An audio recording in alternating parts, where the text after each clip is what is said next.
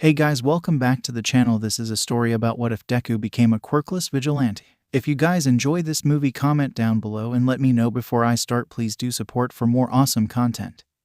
And leave a like and don't forget to subscribe to my channel and also share this video with your friends and check out the description in my playlist. The author of the story 𝗵𝗲 stories from AO3. So let's start the video. 𝗧𝗂𝘁𝗵 was 4 years old. Their mama had just taken them to the doctor to see why their quirk was taking so long to come in. The doctor was a stout man that, even at that young age, 𝗧𝗂𝘁 thought was kind of creepy. After the numerous tests, 𝗧𝗂𝘁 was diagnosed quirkless. For some reason his mama stopped smiling. She dragged him into the car. She didn't notice that she was holding his arm too tight. The drive home was silent, and when they got home 𝗧𝗂𝘁 was sent to their room. Mama and Daddy were yelling about something. They didn't know why, they didn't get it. Later that day 𝗧𝗂𝘁 was excitedly talking to 𝐭𝐻𝑖n about being heroes together when 𝐭𝐻𝑖n yelled at him that he couldn't be a hero without a quirk. 𝗧𝗂𝘁 didn't understand. He knew that many heroes didn't use their quirk to fight, like 𝗧𝗏𝗍𝗍, So what if they didn't have a quirk? They were gonna be a hero no matter what. 𝐭𝐻𝑖n didn't like that. The walk home was painful as starbursts that would eventually become pale scars bloomed across their shoulder. 𝗧𝗂𝘁 tried to tell Daddy what happened. He just said they deserved it, and that 𝐭𝐻𝑖n was right for putting 𝗧𝗂𝘁 in their place. Mama just looked it through them and sighed. 𝗧𝗂𝘁 didn't understand why Mama didn't stand up to Daddy, but they went upstairs anyways. Soon Daddy barged into 𝗧𝗂𝘁's room and yelled at them to get out. 𝗧𝗂𝘁 didn't understand at first, so they just stood there numbly until Daddy grabbed them by the arm, and before 𝗧𝗂𝘁 could process anything they were on the porch and suddenly they were aware of the biting cold,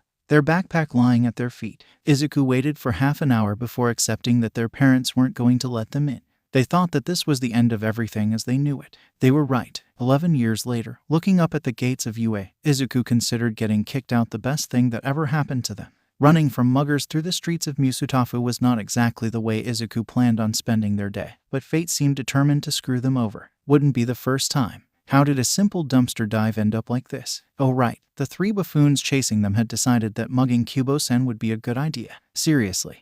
What kind of jackass do you have to be to rob an elderly woman who spent her days volunteering at the local soup kitchen? And of course 𝗧𝗂𝘁 couldn't just keep their head down.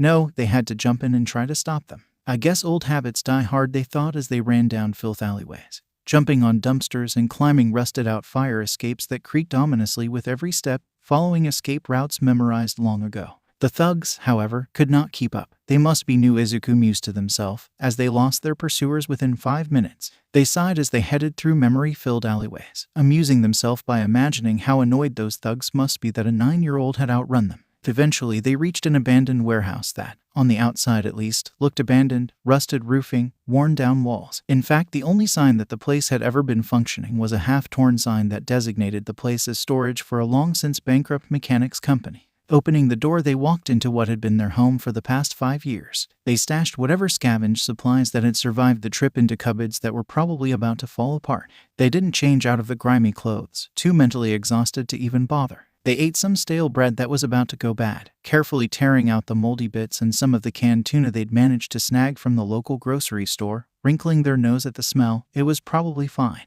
They dug around in their backpack. A bright yellow thing with more stitching and tears than intact fabric. Was it obvious and recognizable and not at all great for sneaking around? Yeah, they'd gotten caught stealing on multiple occasions because the thing attracted attention.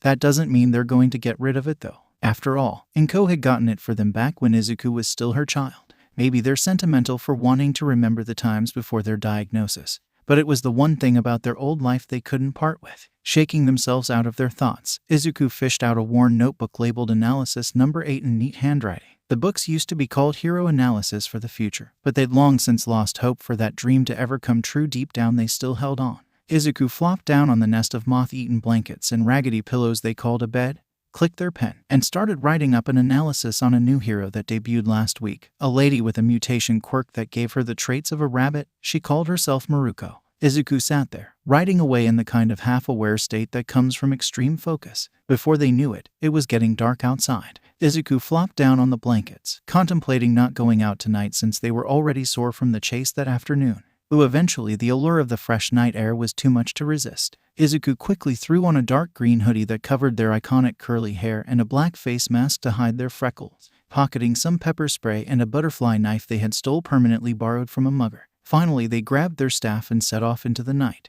Running across the rooftops of 𝗬𝗏𝗏 was exhilarating. 𝐒𝐭𝐚𝐲 had initially started free running to distract from the nightmares they knew would greet them if they slept to get rid of excess energy from the day. And besides, it was good practice for running from bullies, their legs pounding on the concrete of the roofs while their steps were almost silent. The only thing that could make people notice them was their bright red Quirkless shoes. They had never liked those shoes.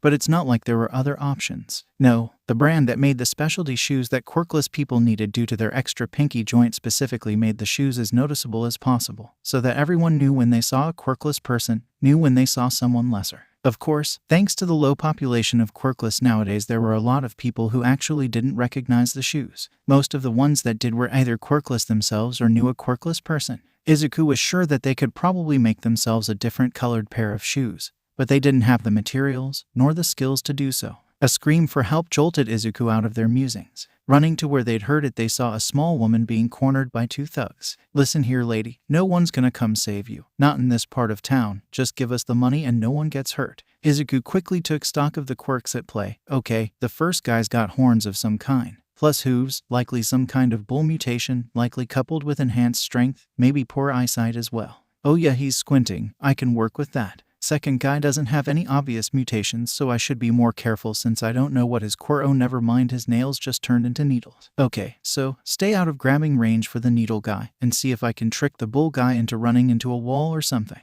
With that plan solidly set, 𝗧𝗂 jumped down in front of the lady, using their staff to block a hit from the needle guy. "Ma'am, you should probably run," they said as they started dodging the two thugs. They couldn't rely on one hit knocking either of the guys out. They might be fast and stealthy, but their offense is certainly something they don't get opportunities to practice. Besides, Quirkless people shouldn't be able to fight back. They were weak. 𝗧𝗂 was weak. Eventually, the needle guy got a bit too close for comfort, and 𝗧𝗂 reflexively swung with their staff, hitting the guy right in the groin. He screamed and writhed on the ground. Quickly knocking him out, 𝗧𝗂 then focused on the bull guy. As suspected, he'd been having a lot of trouble hitting them due to poor eyesight. So 𝗧𝗂 decided to play Matador and lead the guy around until he got really mad and charged. 𝗧𝗂 dodged just before impact, and the bull guy crashed right into the wall, causing him to fall backwards, unconscious. 𝗧𝗂 pulled a bunch of zip ties from their pocket and tied the two unconscious thugs to the handle of a nearby dumpster, wrote their sticky note, explaining what exactly happened before scurrying up the fire escape and disappearing before the cops actually showed up. Honestly, becoming a vigilante was an accident. Really, it sounds ridiculous, but they genuinely didn't realize what they were doing until they saw a newspaper calling them one. They just wanted to do some free running. It just so happened that people tend to commit crimes at night.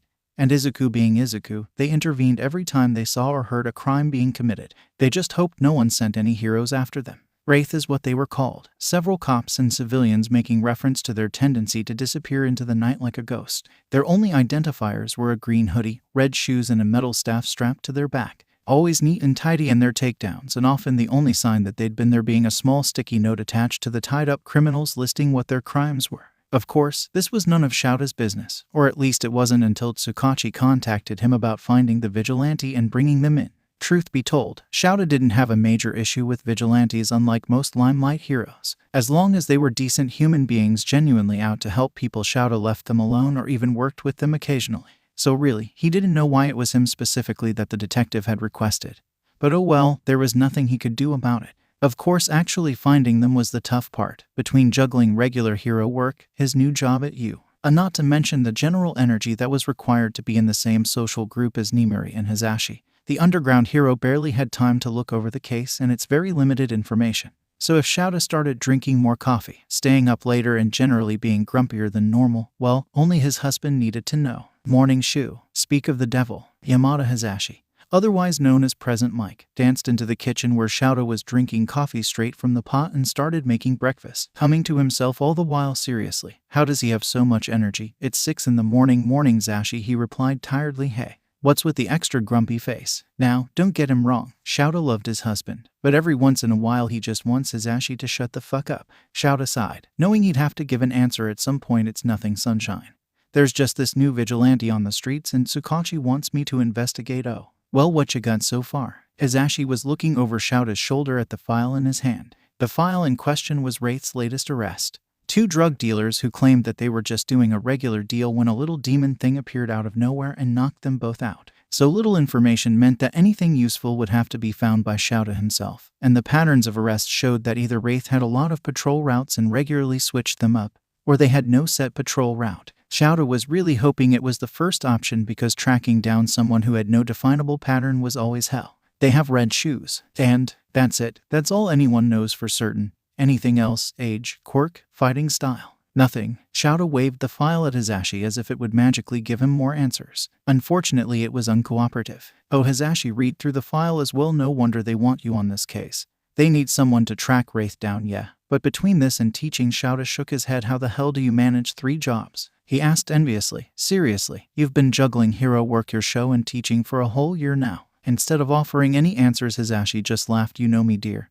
I never could just relax. Now hurry up and get your hero costume. We're gonna be late to work. I want to actually introduce you to the other staff this time. It's been a week and you haven't even tried talking to them. 𝗧𝗵𝗲 scowled at the thought. He really didn't need to know the staff. There was a reason he is in the vents the entire week instead of staying in the teacher's lounge. The other teachers, whoever they were, are loud. The only teacher he interacted with regularly was Can, since they're the homeroom teachers for the 2 heroics courses. The other undergrounder was enough of a nuisance during patrol, and it seemed their rivalry had bled over into their teaching. 𝗧𝗵𝗲 apparently was not going to wait for 𝗧𝗵𝗲 to finish his coffee and dragged him out to the car. Come on. You can review the case later. Last time I was late, 𝗫𝗠 threatened to give me everyone else's paperwork for a week. 𝗧𝗵𝗲 huffed in amusement at that. Of course the rat Satan would do something like that. And 𝗧𝗵𝗲 was right. He could figure out more of the case on patrol tonight. It's not like 𝗧𝗲 would just show up and introduce themselves after all, right? 𝐒𝐻𝗂 sighed as they used a napkin to scrub at their desk. The hateful words and slurs scrawled across it felt like needles, turning their heart into a pin cushion. Their classmates quietly giggled in the background, some gathering up the courage to make snide comments at them. 𝗵𝘃𝐻 seemed to be especially angry. For some reason, 𝗧𝗂 wasn't sure. They hadn't done anything to piss him off lately, had they? Oh well, they'd find out during lunch at least. Maybe there was a new rule they hadn't learned. The rules were never told to them, at least not directly. The first one they learned was when they were 5. It was the easiest. No muttering. After the 5th time 𝗧𝗂 had gotten slapped for their creepy muttering, it wasn't creepy, they'd learned their lesson. The second was learned when they were 7. Never get a test score above 70. This one took a bit more experiment. After 𝗧𝗂 got reprimanded for cheating, they didn't cheat, they tried to avoid cheating again. The teacher again told them they were cheating when they got 97 on their next test. There's no way a thing like you could get marked like this without cheating. That's what Maki-sensei said the 3rd time it happened. And 𝗧𝗂 believed her. After all, if she was wrong, someone would have said something, right? After that, they made sure to mark answers wrong, just enough to pass, and certainly never above a 70. The 3rd and 4th rules were learned together. Always let them hit you, and never spread rumors. It was when they had gotten a cold and been really sick. Because of that, 𝗧𝗂's brain-to-mouth filter had disappeared. 𝗵𝘃𝐻 had tried to blast them, but they had dodged out of the way. And when the teacher asked what happened, 𝗧𝗂 told the truth, lied, and said that 𝗵𝘃𝐻 had attacked them. Later that day, 𝗵𝘃𝐻 and his friends cornered 𝗧𝗂 outside of school and gave them a beating that was 10 times worse than they had ever gotten. After that, 𝗧𝗂 always let people hit them, or it would be worse later. Of course, 𝗧𝗂 had made sure to follow those rules to a T, so why was 𝗵𝘃𝐻 so mad at them? They mused as they walked towards the cafeteria, making sure to trip over the outstretched leg that one of the other students had shoved in their path. Rule 3. 𝗧𝗂 went through the familiar routine of getting their food, making sure the food didn't get fall onto the floor, and then sneaking their way to the rooftop where nobody would bother them. It was their moment of peace. A moment where 𝗧𝗂 could let themselves believe that they were just a normal kid, and everything was okay. But today, that moment of peace was interrupted. Worthless. That's all you'll ever be. The unsolicited thought creeped through 𝗧𝗂's head like venom. Maybe you should just, no. Nope, not in a million years. 𝗧𝗂 might believe that they are weak, and they might have almost given up on being a hero, but they still valued their life, right? Then again, people who run around at night being a vigilante probably aren't the picture of mental health. The warning bell rang as 𝗧𝗂 was startled out of their musings by the terror of being late. Last time that had happened, Maki-sensei had tried to call 𝐭. She almost managed it as well, but 𝗧𝗂 somehow managed to convince her that 𝗭 was at work and shouldn't be bothered with a useless Deku. 𝗧𝗂 didn't know what their parents would do if they ever had to deal with them again, but they knew it wasn't good. And they knew 𝗭 hadn't said a word to the 𝗵𝘃𝐻s either, considering that the explosive blonde had never used it to mock them. Even from outside of the classroom door, 𝗧𝗂 could hear the snickers of their classmates. They took a deep breath before opening the door, knowing what was awaiting them. As they stepped in, their eyes slowly trailed to their desk. A bouquet of spider lilies sat there, taunting them, telling them that they shouldn't exist. 𝗧𝗂 simply picked it up and threw it out of the window. Class was boring as usual. 𝗧𝗂 didn't exactly know why. Perhaps it was because they were too stupid to understand the materials. They'd memorized the entire textbook by now. Maki-sensei droned on and on about physics. It seemed like even she didn't want to be here, and she kept sending thinly veiled glares at Izuku throughout the lesson, even stifling a laugh when Mizukami used his quirk to throw water at their notebook, leaving them to try and salvage the notes they'd taken. Of course, everyone laughed at the quirkless kid, Izuku thought bitterly before snapping themselves out of their thoughts, wondering how on earth they had gotten it into their head that they could think so disrespectfully about their classmates. They were right to feel bitter after everything that's been done to them. As the bell rang, Izuku immediately ran out of the classroom.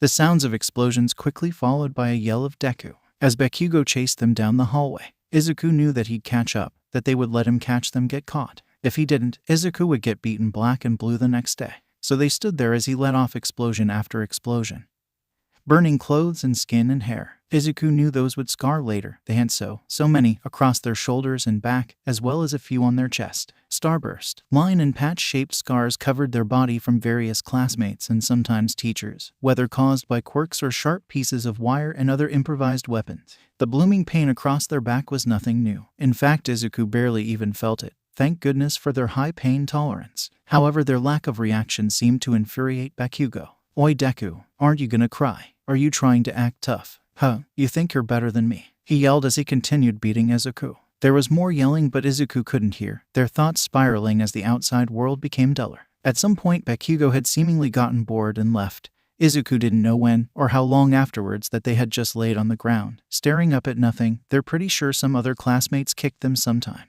They didn't move for a while, until some stray cat started sniffing at them, perhaps to see if they were edible. Perhaps mercifully they didn't find any trouble on the way back, limping back to their warehouse, ignoring the odd looks they got from strangers on the street. Izuku supposed no one in their right mind would try and mug the kid who's clearly been beaten up already. Nothing of value there. Their backpack had a new hole in it that they'd have to patch up when they got to the warehouse, and their uniform were burned in a lot of places. Luckily, they weren't completely noticeable, Bakugo's quirk still not being strong enough to fully burn a hole into the cloth. Only on closer inspection would one find tiny pockmarked holes over patches of burned skin. Izuku shuddered to think of the damage he would be able to do if he continued to grow stronger, maybe even as much as a real bomb. If he blew someone up, would there be bleeding everywhere, or would they just be cooked meat? Actually, there wouldn't be any blood. The wounds would be cauterized. If he trained enough, maybe he could use his explosions to make himself faster. If he just aimed behind him. If he aimed down, would he be able to fly? They continued analyzing the possibilities of Bakugo's quirk. It's not that difficult, of course. The upside of being forced to interact with him and his quirk on a daily basis, they supposed. In fact, they had done this analysis hundreds of times over. Some questions were still unanswered, like the flight one, but it was a good way to occupy their thoughts while their brain was on autopilot as they followed the familiar alleyways back to their warehouse. Once inside, Izuku went over to the cabinet where they kept the medical supplies. It was mostly burn cream, of course, and a small box with a single roll of bandages and a needle. Luckily, they hadn't had to stitch up any wounds lately since their last bit of suture had run out months ago, and they hadn't had the opportunity to steal more. Quickly tending to their wounds, Izuku sighed as they weighed the idea of skipping patrol that night. On the one hand, not going out meant that Izuku would have to deal with the nightmares, sleep more than 2 hours, or lose their mind of boredom. On the other hand, they didn't want to risk getting themselves killed because they couldn't run properly. In the end, the option of not risking death won out, so Izuku changed out of uniform and into something cozier, torn sweatpants and a t-shirt that had the word pajamas written across the front. Finally flopping down in the blanket nest, Izuku mentally prepared for the terrors that awaited them. Drowning. It feels like they're drowning. The words flooding their lungs. Every breath feels like a damnation of their own life. Every insult they've ever heard. Every time someone calls them worthless. Every burn and bruise and broken bone. And suddenly they're back on their parents' porch, outside a house that was never their home. Inside they heard laughter. They want to turn and run, but their body puppets itself to the window. They watch as their parents smile and laugh and dance, talking about how much happier they are now that the thing that pretended to be their child is gone. Then they're on the roof of their school, being held over the edge by a grinning Bakugo. "You know, it would be so much better for everyone if you died," he stares at them, ruby eyes meeting emerald. They're in the classroom, surrounded by teachers and students as they get beaten up. They can feel their consciousness slipping as they cry and scream and beg for help. Everyone looks at them like a spectacle, like a show, like their death meant nothing more than momentary entertainment. As darkness took over their consciousness, the last thing they see is the joyful faces of everyone they used to call family, smiling as they are finally free of the shackle that is Izuku. Izuku woke up gasping, clawing at their chest, trying to get the horrible words out of their lungs, tears rolling down their face, sobbing harshly as they struggled to get any air outside of shuddering, shallow breaths. They sat there for a long while gathering themselves as sobs racked their chest. Maybe tomorrow would be a better day. Izuku chuckled to himself. No, tomorrow wouldn't be better. There hasn't been a single better day since they were diagnosed. Izuku was definitely being followed. This wasn't a gut feeling or anything. This was the fact that several patrols now had been accented by someone watching them, definitely not getting close enough to be noticed by most people. But Izuku wasn't most people. Izuku was used to bullies who try to follow them through crowds and teachers who watch their every move. Not to mention living where they did meant learning to avoid muggers and rapists. The point is that Izuku knows when they're being watched. The question now was, who? It was most likely a professional given how silently they moved. Villain or hero. Either way, whoever it was definitely wanted to catch them. A lot of local gangs wanted them dead. And if it was a pro-hero, being caught meant getting arrested.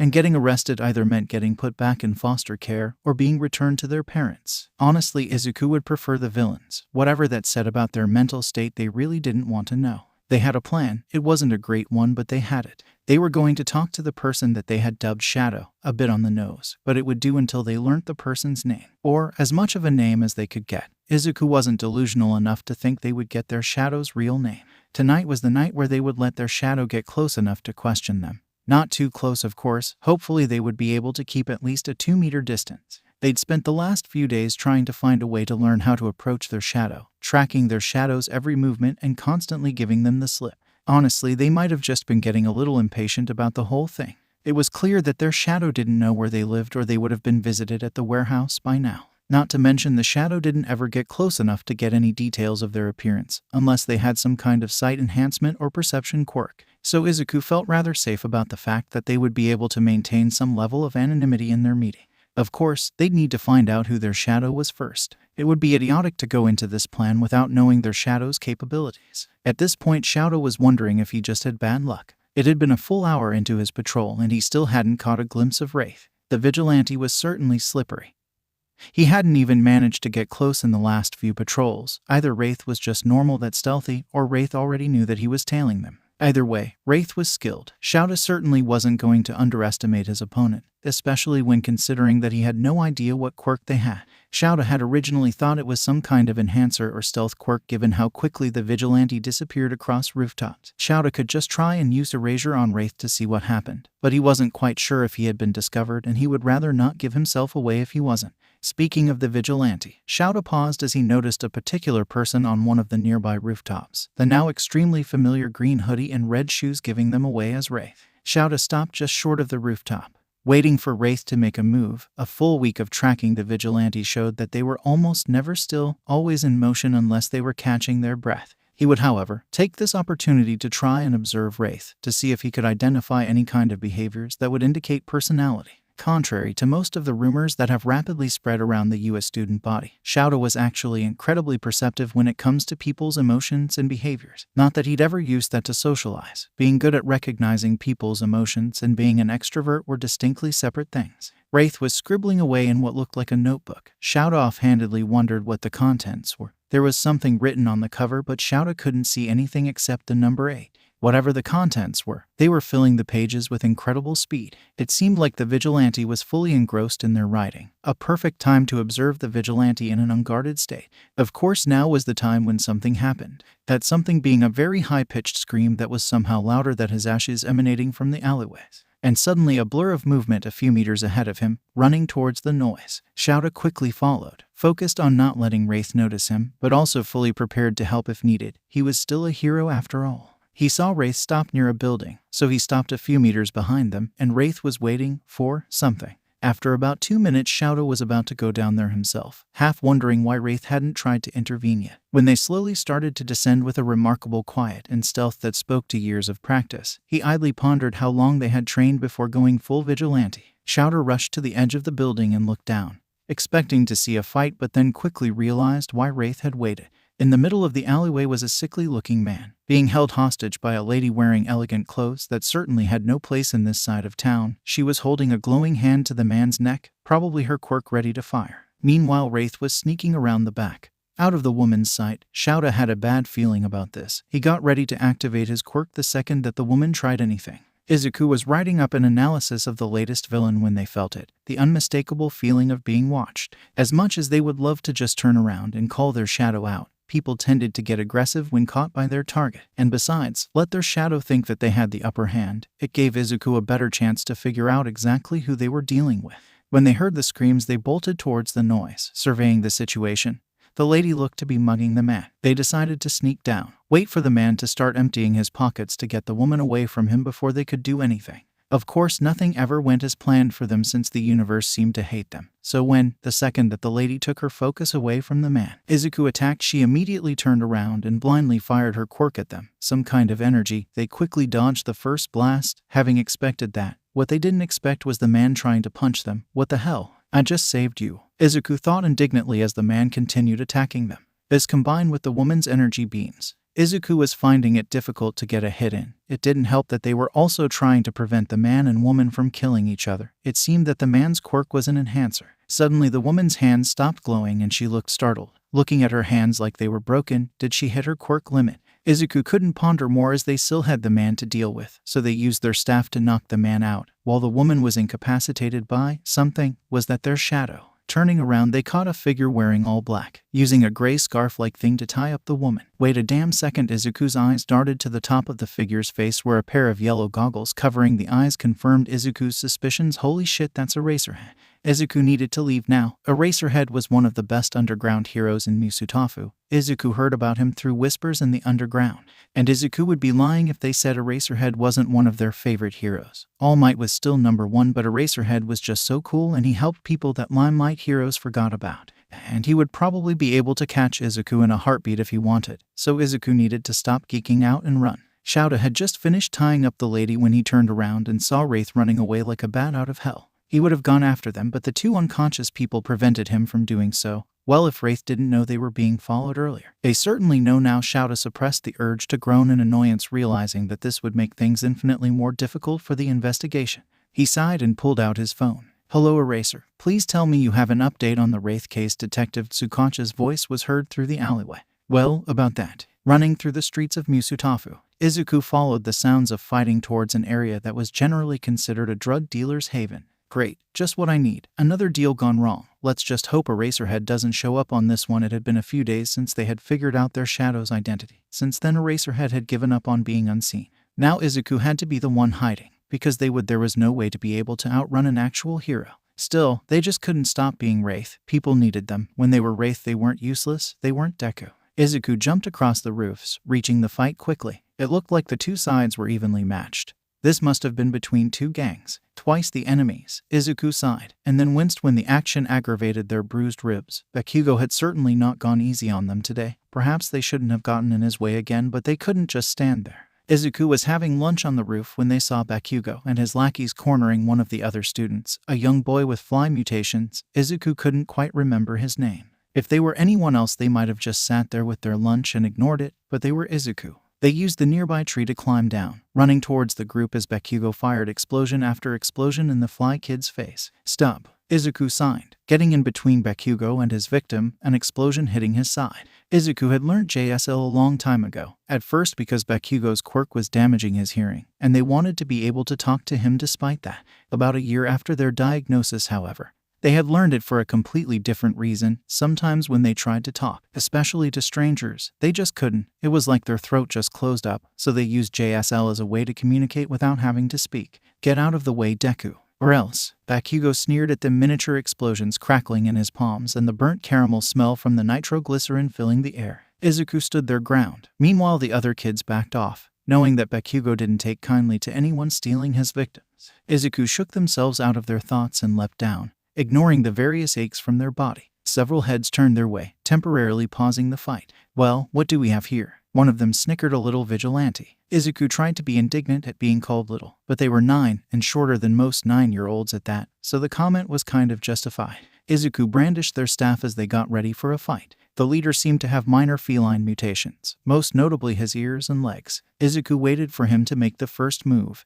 They couldn't risk getting caught off guard if the leader had some hidden aspect to his quirk. The leader threw a quick left hook. 𝗂𝗂 dodged by scrambling backwards, so he has enhanced speed. Or at least, insanely quick reflexes, 𝗂𝗂 thought as they dodged the hit. Striking back with their staff, the leader blocked it. The two continued to trade blows until the leader managed to land a hit. 𝗂𝗂 hissed in pain as the leader's fist struck their arm, right where Bakugo had bruised them. Izuku swung back, the staff whacking the leader on the head, dazing him. Unfortunately, the other thugs seemed to finally register Izuku as a threat and surrounded them. Izuku got into a defensive stance as they realized that they might have gotten in over their head. 𝗬𝗪 was simply on patrol when he saw Wraith fighting off a bunch of thugs. He immediately jumped down to help them. Hopefully this time they wouldn't run away. 𝗬𝗪 hasn't managed to get anywhere near Wraith since that fight a few days ago. It seemed that Wraith was now actively avoiding him. This could be a chance to capture them, or at least talk. He quickly captured 2 of the thugs. They had been caught off guard by his arrival, then looked to see if Wraith needed any help, but they seemed to be doing all right, so he focused on the other 3. One seemed to have a mutation quirk that gave them 6 eyes, and the other 2 didn't have any visible quirks.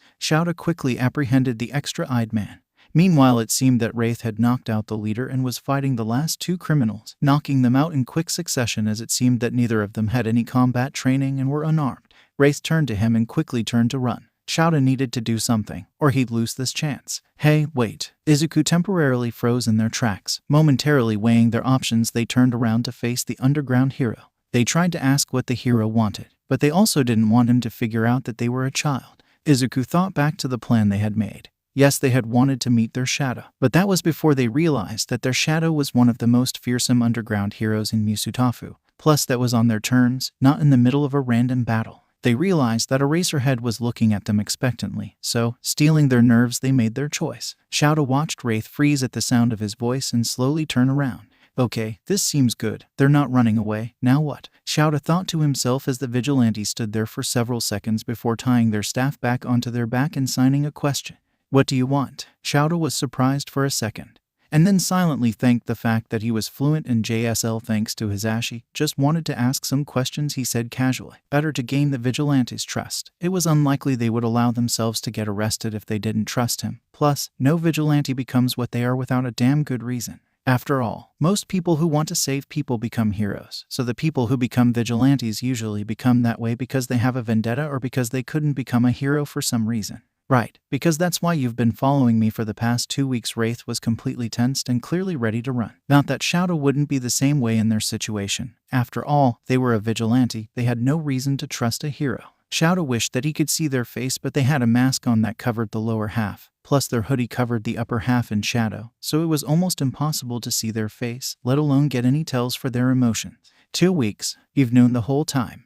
𝗬𝗪 was impressed. Wraith must be extremely well trained to detect someone as skilled as 𝗬𝗪. Wraith nodded. I was trying to figure out who you are. Didn't expect my shadow to be you. 𝗬𝗪 tilted his head. All right, well, that's impressive. How many years have you been training? Not a lot of people can notice me when I'm trailing them. How long have you been training for? 𝗬𝗪 was hoping to get an answer. Then he might be able to get an approximate age for the vigilante. Izuku was panicking mildly. Eraserhead was clearly trying to fish for information, so Izuku decided to be vague about it, just to throw him off the trail a bit. A few years now, technically it was the truth, if you thought about it. They'd been training ever since they were kicked out. Running from bullies, stealing to survive, all of these could probably be seen as training, from a certain point of view. Eraserhead looked like he wanted to say something else when Izuku heard police sirens in the distance. The second that Eraserhead turned to face the entrance to the alleyway, they used the opportunity to once again make a swift getaway, climbing up onto the roofs and then almost immediately dipping down into another alleyway to avoid being detected.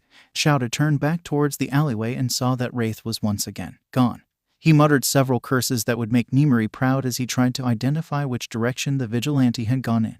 The police cars pulled into the alleyway and Detective 𝗧𝗏𝗪 walked up to him. Hey Eraser, what's going on? The detective asked, already taking notes on the scene as several police officers started arresting the criminals. Drug deal gone wrong. Wraith was already here by the time I stumbled across the fight, managed to get them to answer some vague question. But they ran as soon as they heard your sirens, 𝗬𝗪 explained. Well, you can tell me the rest back at the station since I still need a detailed statement from you, 𝗬𝗪 sighed. This was gonna be a long night. The gates to Alder Elementary loomed overhead as Izuku felt an overall sense of dread for the day. Well, they always felt a sense of dread when school was concerned, but today felt like it was going to be extra awful. The rules of the school running through their mind as they stepped through the gates, feeling like they were stepping towards their own death, tripping on the outstretched legs, keeping their head down and somehow managing to make their way through the first part of the day without drawing attention to themselves. They had sat down to their maths lesson when things started going wrong for them. They had dutifully scrubbed out the hateful words on their desk, disposed of the spider lilies sitting on their desk. But then they got careless. The topic of discussion from the 2 students next to Izuku turned towards the latest hero fight. and 𝗧𝗂, despite themselves, had begun muttering without realizing it.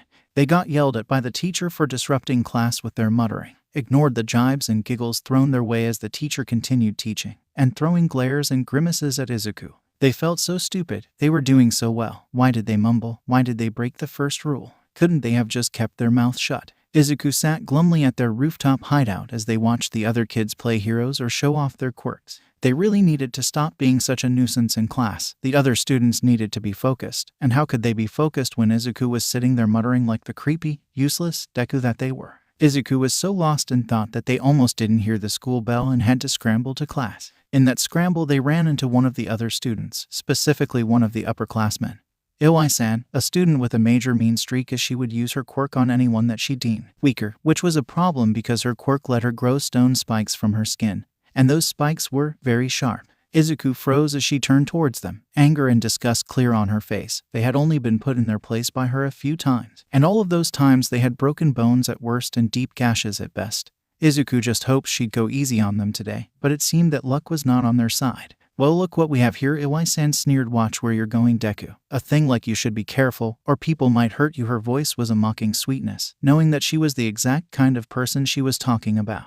I'm sorry, 𝗧𝗂 tried to apologize. Even if they knew that it was futile, the least they could do was be polite. Sorry, is that all you can say? And with that stupid stutter too? 𝗬𝗧𝗵𝗲 laughed. That's all a Deku can do, huh? Well, you're good for one other thing, quirk practice. The skin on her hand suddenly split and hardened, spikes growing out of the back of her hand in a way that made them effective as knives. She loomed over them menacingly, hands ready to mercilessly stab and slice into flesh, the stone spikes seemingly hungry for blood. And 𝗧𝗂 braced themselves for the feeling of tearing flesh and grinding bone that they knew would come once 𝗬𝗧𝗵𝗲 decided to stop playing with her food, like the cat stalking the mouse. And when she did, 𝗧𝗂 sat there and let it happen.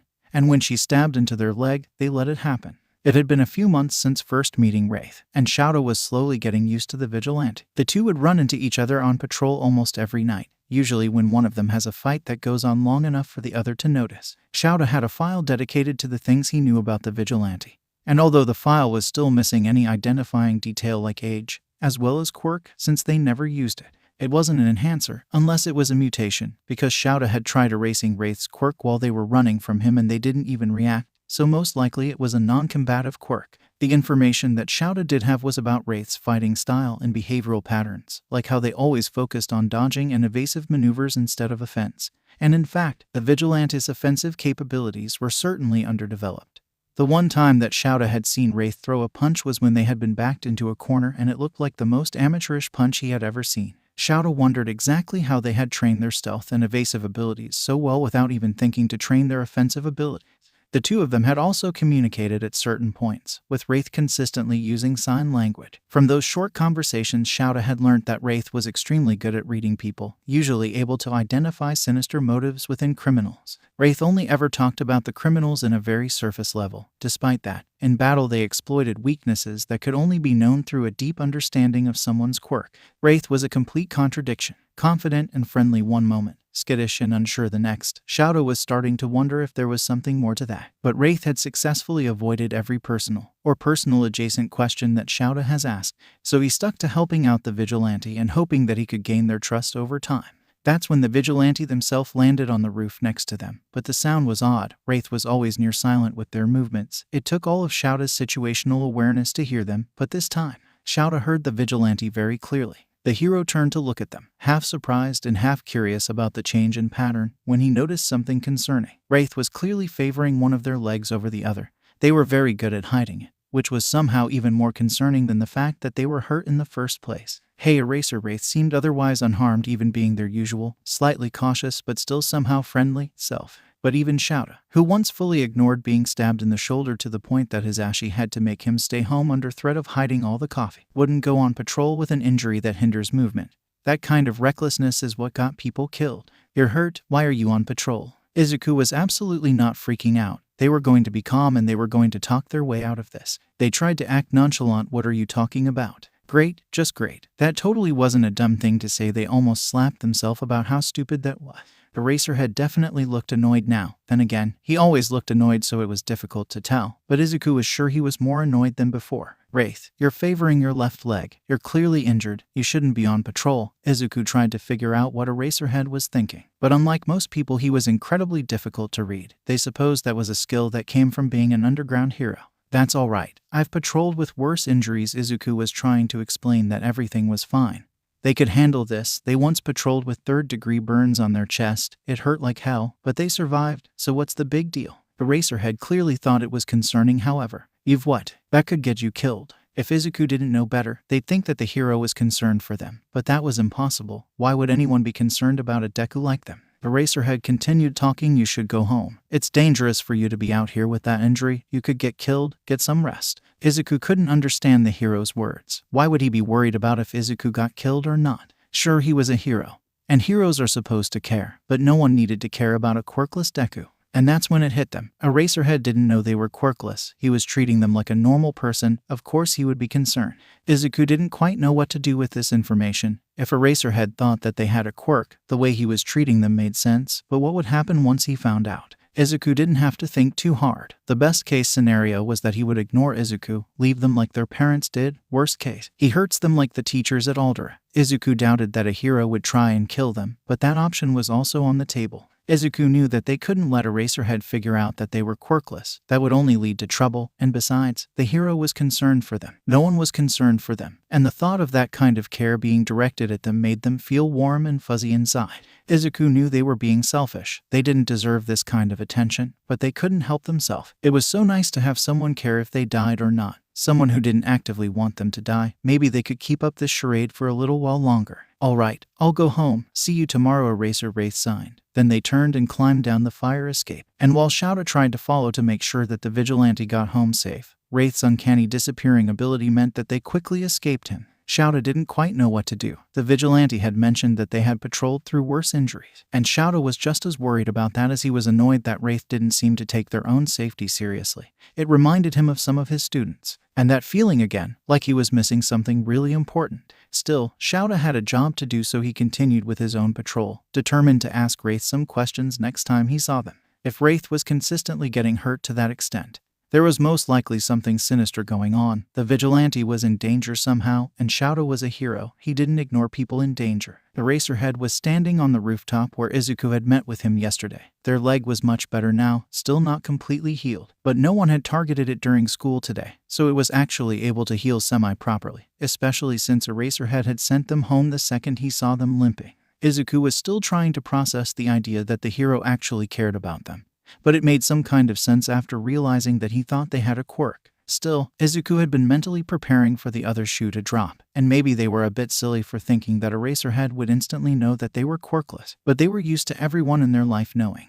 And anyone that didn't was quickly told by others about that fact, warning them to stay away from the quirkless Deku, as if they were diseased, and 𝗧𝗂𝘁 supposed that, in a way, they were. After all, they had to have something wrong with them to be quirkless. So 𝗧𝗂𝘁 had spent most of the night figuring out how to keep their secret if Eraserhead ever asked about why they didn't use a quirk. They could just lie and say it was a minor quirk. After all, having an almost useless quirk was still better than being completely useless, and they could easily fake something like that, landing softly behind the hero, who noticed them the second they touched the concrete of the roof. 𝗧𝗂𝘁 walked up to him, noting exactly how the hero's gaze immediately went to their leg. Don't worry, it's healed now, 𝗧𝗂𝘁 signed before starting to leave, eager to feel the cool night air. And to their surprise, Eraserhead was following them. 𝗧𝗂𝘁 stopped in their tracks and turned around instantly to face the hero, making a confused expression underneath their mask. Eraserhead simply tilted his head at them, sensing that they had a question. Why are you following me? The hero hadn't followed them around for a while now, mostly having stopped after their first conversation, so why was he following them now? Of course, the hero looked even more annoyed than normal today, if that was even possible. You expect me to let you patrol on your own after being injured just yesterday? Honestly, unless you've got a healing quirk, a wound like that wouldn't heal completely in a day. 𝗧𝗂𝘁 was a bit caught off guard by the answer, not entirely expecting the concern that leaked through the tone of irritation. They seriously needed to quit being surprised if they were going to keep up this facade of a lie. Nonetheless, something in the hero's tone made them think twice of arguing, so they simply turned around and continued on their way with the patrol, ever mindful of the hero following them. The first hour of patrol was uneventful. The criminals must have decided to take a break for the night or something because it was eerily quiet, especially unexpected given the heightened activity lately. but nonetheless appreciated. However, as always, the peace never lasted. Eventually, the two began running into various crimes being committed. A robbery here, a drunk fight there. Generally, only one of them was required to solve the issue. However, it was simply more efficient to work in tandem. While it is very awkward at first, the two of them slowly gain an understanding of each other's fighting styles throughout the night. Of course, eventually something had to go wrong. Running along the rooftops, the two stumbled upon a civilian being beaten up in a back alley. Immediately, the both of them jumped into action, Wraith taking stock of the situation. 3 assailants. One seems to have a weak fire quirk. Very common but still dangerous. The other 2 are unknown quirks. The civilian seems to be bruised and a little burned but not too badly hurt. It seemed that they had gotten there just in time. Instantly, 2 of the assailants went down as both 𝗧𝗂 and Eraserhead leapt down into a surprise attack, leaving only the fire wielder left, who tried to scuffle backwards, clearly making for a retreat as they didn't seem to be willing to fight. Something in the back of 𝗧𝗂's mind roared in anger at the action. So you'll be glad to beat on someone weaker than you, but you'll run like a coward the second someone actually stands up to you. 𝗧𝗂 didn't quite know where that particular thought came from, or why they were so furious at the bully attacker. Either way, they punched the guy with much more force than they had intended, hard enough that it left the guy's nose bleeding. And then the man's fire licked at the edges of their hoodie. The scent of burning fiber suddenly turns to burning flesh as the dark alleyway fills with the sounds of popping and crackling that 𝗧𝗂 knew couldn't be there. And the man stood in front of them, his fire a red glow that reminded 𝗧𝗂 all too much of ruby red eyes. And suddenly the man was unconscious at their feet, and their knuckles felt wet, dripping with a dark red. Wraith knocked out the last assailant as 𝗬𝗪 handcuffed the others. 𝗬𝗪 was still a bit reluctant to let them patrol given the injury they had yesterday. But as far as 𝗬𝗪 could tell, their fighting in Parker was not hindered by whatever was left of their leg injury. He turned around to see Wraith standing over the fire wielder, blood dripping from the man's nose and their shaking hand, and pure rage radiating off of them like a sickly wave, drowning everything in that alley with cloying anger. Wraith, the vigilante, seemed to snap out of whatever stupor they had been in and dragged the guy over to where the other 2 lay unconscious, roughly dropping him before swiftly making their escape to the rooftops. 𝗬𝗪 quickly followed, concerned about whatever just happened. He stopped as Wraith sat on the edge of the roof, looking down at the scene as blue and red lights flooded the alleyway. "Wraith, what happened there?" 𝗬𝗪 asked, standing awkwardly a few feet away from the vigilante, not wanting to startle them, but also not wanting to leave them alone. "I don't know." Wraith paused, hands shaking as they tried to collect themselves. He was running away. He hurt someone and couldn't even face the consequences. Each word was shakier and shakier as Wraith signed. "You aren't just talking about that man, are you?" 𝗬𝗪 asked, although the answer was fairly obvious. Wraith sighed and shook their head. "I don't know. He just reminded me of a friend." 𝗬𝗪 had a sinking suspicion, remembering the injury Wraith had yesterday, and how they had acted as if it was the most normal thing in the world. "Was that friend the reason you were hurt yesterday?" 𝗬𝗪 was trying to be gentle, but he was sure it didn't sound right. "Where was 𝐻𝗧𝗍 when you needed him?" He was always much better at this whole comfort thing than 𝗬𝗪 was. Wraith shook their head so rapidly that 𝗬𝗪 almost worried that the vigilante's head would fall off. No, that wasn't him. Not that time." Wraith quickly defended this friend, and 𝗬𝗪 really didn't like the picture that this was painting.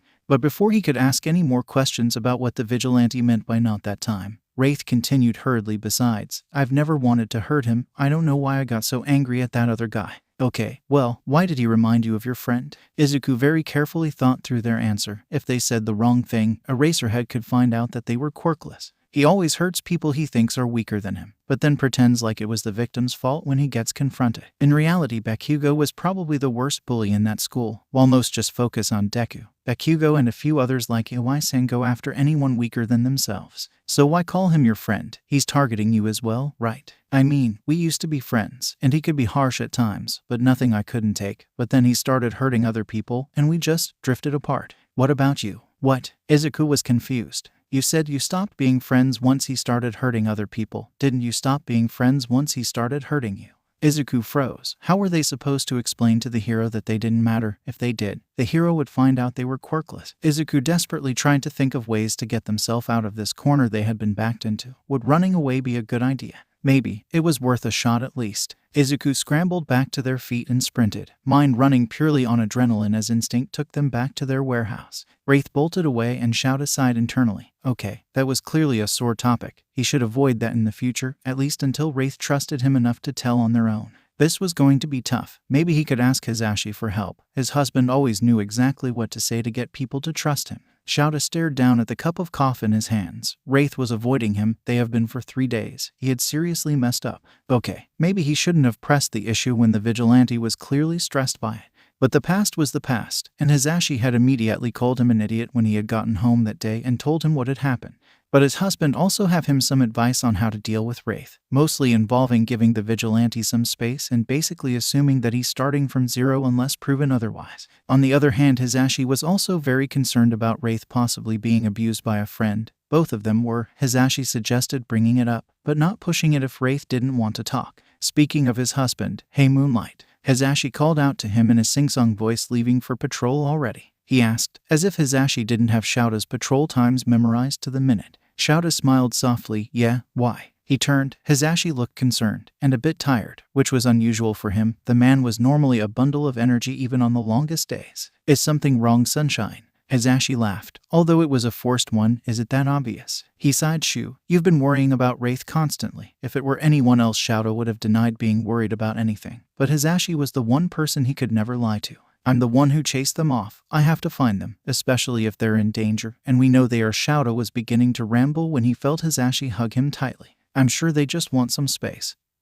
Who knows, maybe tonight's the night they decide to show up again. Either way, you need to calm down. It's not doing anyone any good if you're running yourself ragged all patrol looking for a vigilante who has a reputation of not being found unless they want to be. 𝗧𝗪 could hear the concern in his husband's voice and felt more than a little guilty. Yeah, he had been doing way more hero work than normal. But was it really that obvious that he was just hoping to run into the vigilante? All right, I'll stop looking for them, but I have to get going, so if you wouldn't mind letting go of me. 𝗧𝗪 complied, although not before giving him a quick kiss, and also making sure that 𝗧𝗪 took his dinner with him, because apparently jelly pouches didn't count as a real dinner according to 𝗧𝗪. Izuku sat in their warehouse bandaging up the injuries they'd gotten today. Thankfully it wasn't too bad, only a few second-degree burns and various cuts and bruises. Clearly the universe had decided to go easy on them today, or it was waiting for another opportunity to screw them over. They hadn't been patrolling for the last 3 days. Every time they thought about going, they remembered how they had hurt that man, and the conversation that had followed.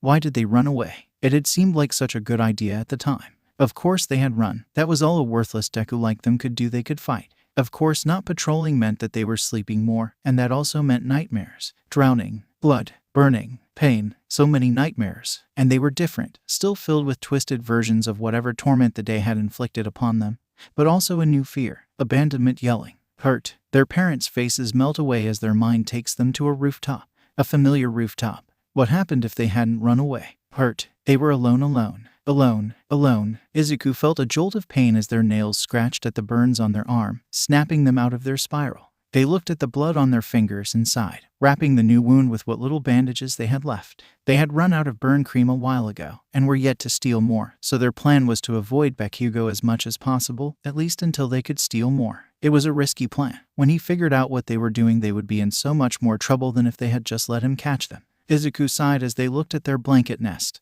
They didn't want to sleep, but they really didn't want to go on patrol and risk running into Eraserhead. They didn't want to face the disappointment they were sure he felt. Sighing, they looked out at the night sky. It was already dark, way past their usual patrol times, but better late than never, right? 𝗧𝗪 noticed some shouting and crashing from the next street over, which abruptly stopped with a pair of thuds. Parkering over, he saw what looked to be the aftermath of a drunk fight, if the stench of alcohol that surrounded the area was any indication. And checking on the unconscious people was Wraith. The vigilante then quickly scaled the nearby fire escape, getting out of the scene before any police showed up. 𝗧𝗪 immediately wanted to run up to them and make sure they were safe, and then maybe ask for answers, but that went so poorly last time, so he took his husband's advice and decided to stay calm. Izuku stared at Eraserhead. Well, there goes the plan of avoiding him. Izuku mentally braced himself for any kind of insult that he could possibly throw at them. Hey Wraith. Eraserhead looked oddly awkward, which seemed so out of place with the image of a fearsome underground hero. Izuku took a deep breath and sat down near the hero. Hey Eraserhead. Izuku signed hesitantly. A long silence stretched between the two. Izuku heard a sigh from Eraserhead. Are you okay? And wasn't that an interesting question? Were they okay? No, not really. They hadn't been okay for a long time, but they weren't about to admit that to Eraserhead. Yeah, I'm fine. All right, well, I'm sorry about the last conversation that we had. Honestly, Izuku didn't know it was possible for someone so intimidating to be so awkward. It would be funny if they weren't the subject of the conversation.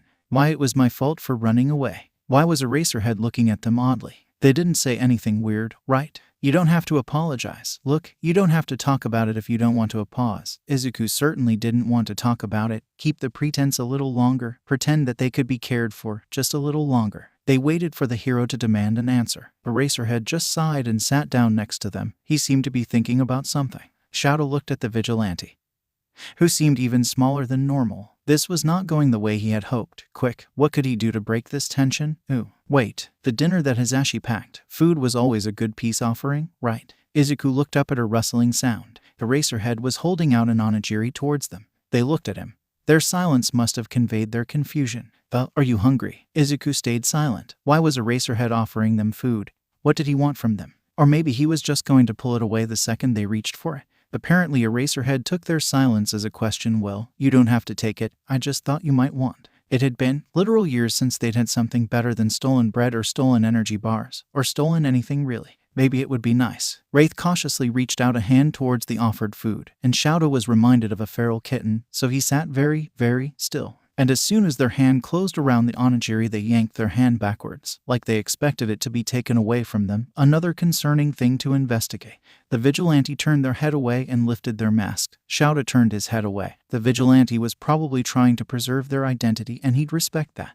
The two of them sat in silence for a while until 𝗬𝗪 heard Wraith stand up. He turned his head to face them again. Thank you for the food. 𝗧𝗂 watched as Eraserhead's mouth twitched into a barely there smile. It's no problem, he stood up with them, and that smile was gone. We've still got the rest of our patrols to complete. He turned to 𝗧𝗂. See you tomorrow, Wraith. The hero parkered away, leaving Wraith standing alone. Yet somehow, they didn't feel alone at all. They felt the warmth of someone who actually cared about them. Or at least someone who cared about their vigilante self. Eraserhead was right. They should get back to patrol. 𝗧𝗂 spent the rest of the night thinking about that interaction. Maybe they could get used to this. 𝗬𝗪 looked around as he landed on a now familiar rooftop. It had been a month since that awkward first step, and the two of them had been meeting on this rooftop every day before and after their patrols. 𝗬𝗪 usually showed up first, with Wraith joining him a few minutes after. They'd chat and then head off on their own patrol routes, or what counted as a patrol route for Wraith, as they apparently just went wherever they felt like. Seeing that the vigilante had yet to show up, 𝗬𝗪 sat down and waited. After a few minutes he heard a familiar thud from behind him. Wraith walked up to the edge of the rooftop and sat down next to him. Hey Eraser, hope I didn't keep you waiting. Don't worry about it. We have other things to worry about. It seems like there's been more criminal activity near the south end.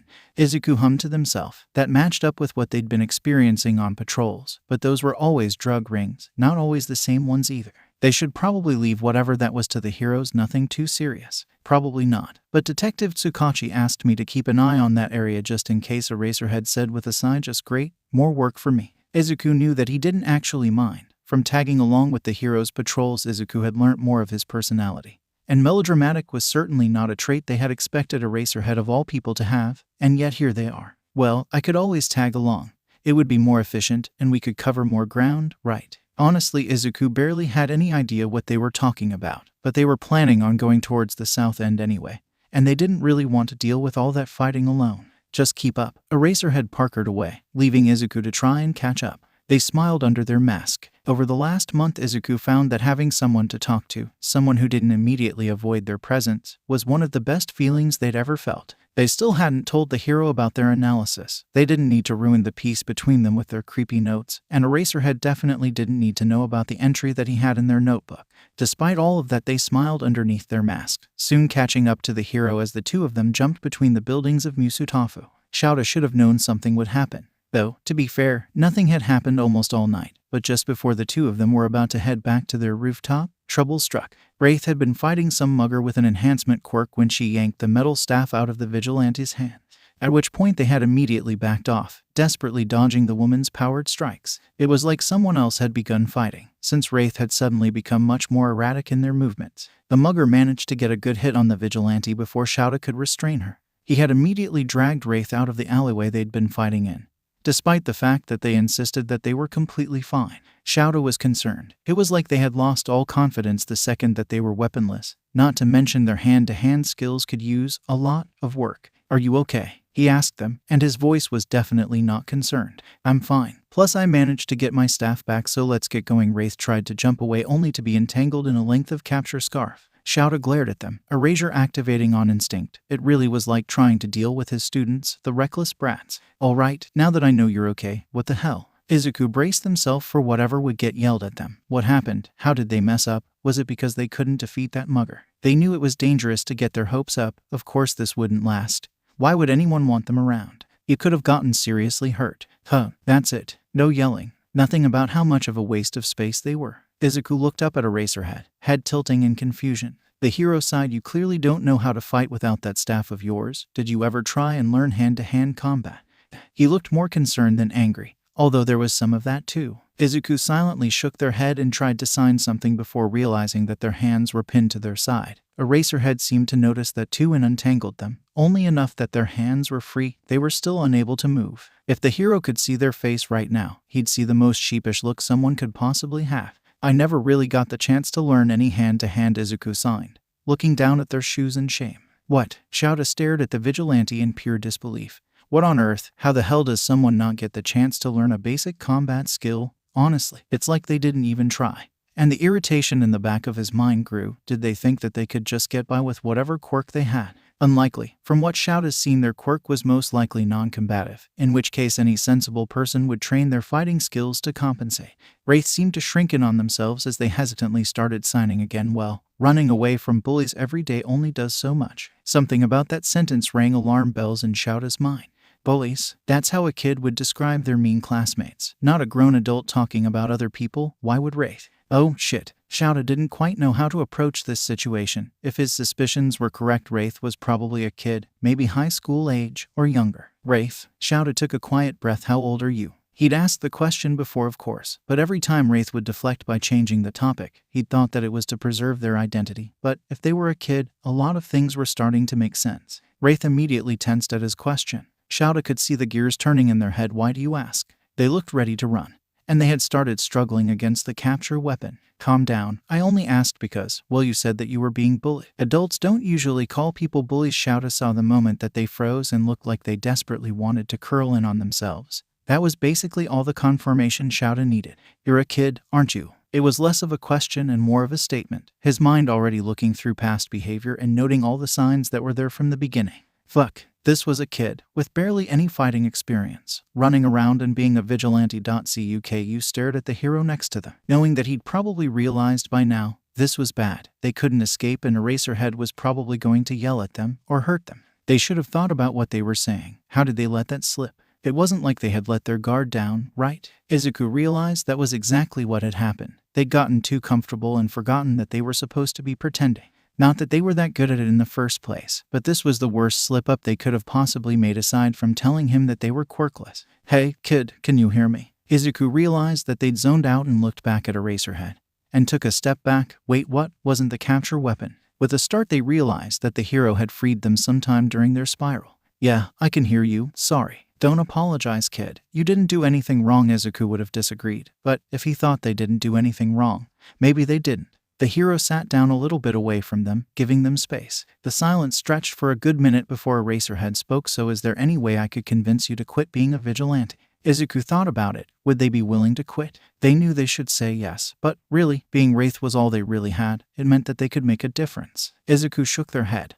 There was no way they'd ever give up not being useless, even if it was pretend. Eraserhead sighed. I thought so. In that case, I can't have you running around without at least knowing how to fight properly. 𝗧𝗂𝘁 had to do a double take. Did that mean he was just going to let them continue to be a vigilante? Eraserhead must have seen their confusion. I'll let you keep doing this, as long as you follow some rules. First, you're not going to patrol alone. I'll take you with me during my patrols. Second, you listen to me. If I say you're not getting involved, listen. Lastly, we need to work on your hand-to-hand skills, so I'll be training you, and until I say you're ready, you're not going to fight anyone. Got it?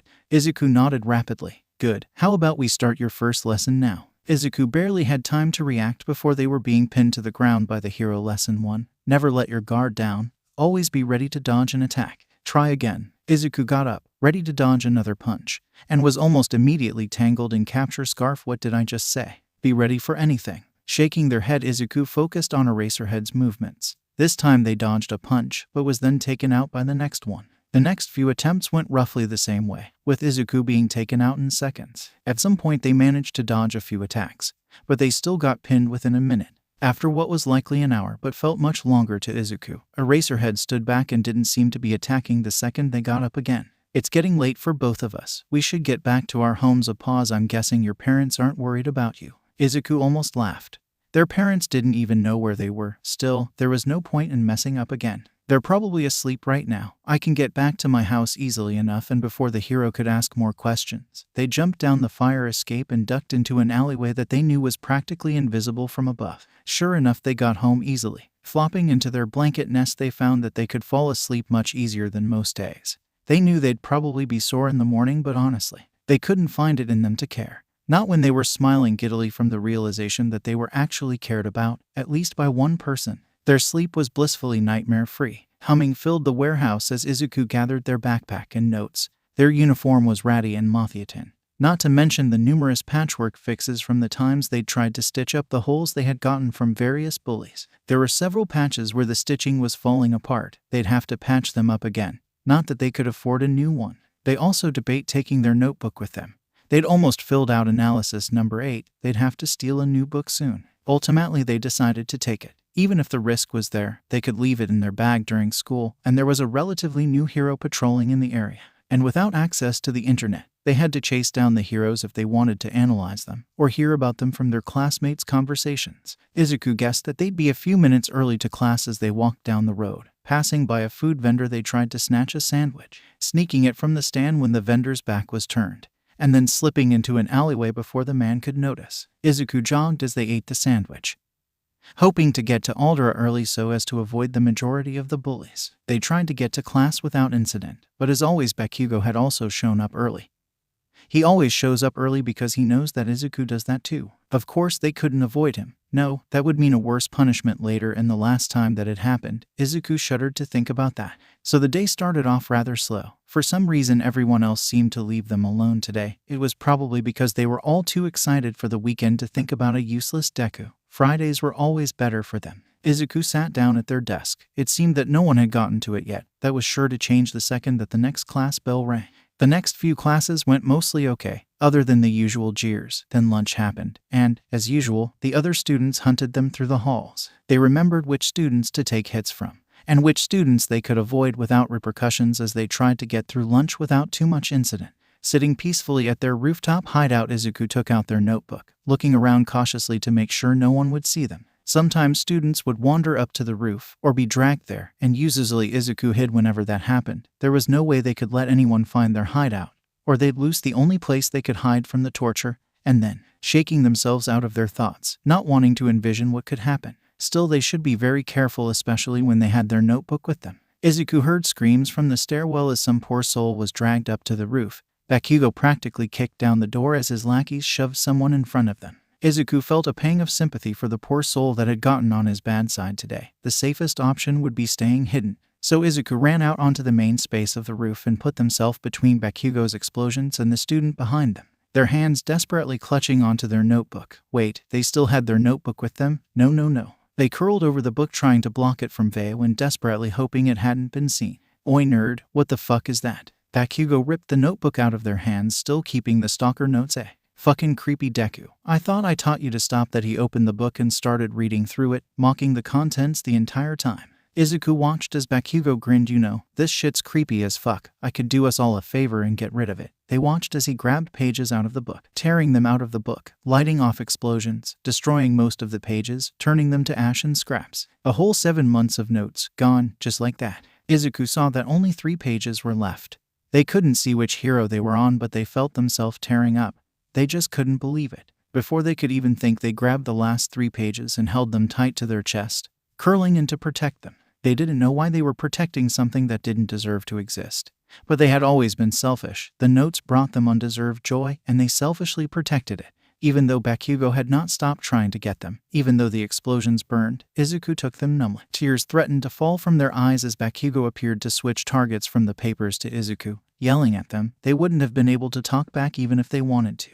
You stupid, useless Deku. Why do you even bother trying? I wonder why you haven't been killed yet. Someone really should leave you and your creepy muttering and stalker notes for dead. Actually, why don't you do everyone a favor and find a quiet ditch to die in? Quit being a burden to everyone. Do your parents still put up with you? They shouldn't. Creepy stupid Deku with your creepy fucking books. You know, I bet even if you died, no one would care. I wouldn't. Izuku was left burned and battered as Bakugo apparently decided that he'd done enough, leaving them to painfully pull themselves up, a soft crinkling sound reminding them of the pages from their notebook.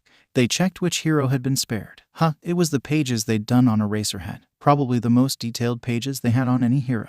They stared at the rest of the pages, or what was left of them. Don't cry, don't cry, don't cry. They'd have to redo all the entries into a new notebook, and they wouldn't be able to take notes on the new hero until they stole a new one. The entire rest of the day was filled with mocking laughs as apparently Bakugo had been complaining about their notebook, and everyone had heard. Maki-sensei scolded them for being a distraction and gave them detention, which Izuku panicked about. Normally detention meant the teachers would just yell at them about whatever they'd done, but they also needed to get home, patch up their injuries, and go for patrol, not to mention the combat training afterwards. Detention was just as hellish as they had expected, but they had no time to think about that. If they didn't hurry, they'd be late. The second they got home, they started patching up their burns, the worst ones at least, since they needed to conserve their remaining bandages. It was already dark by the time they left.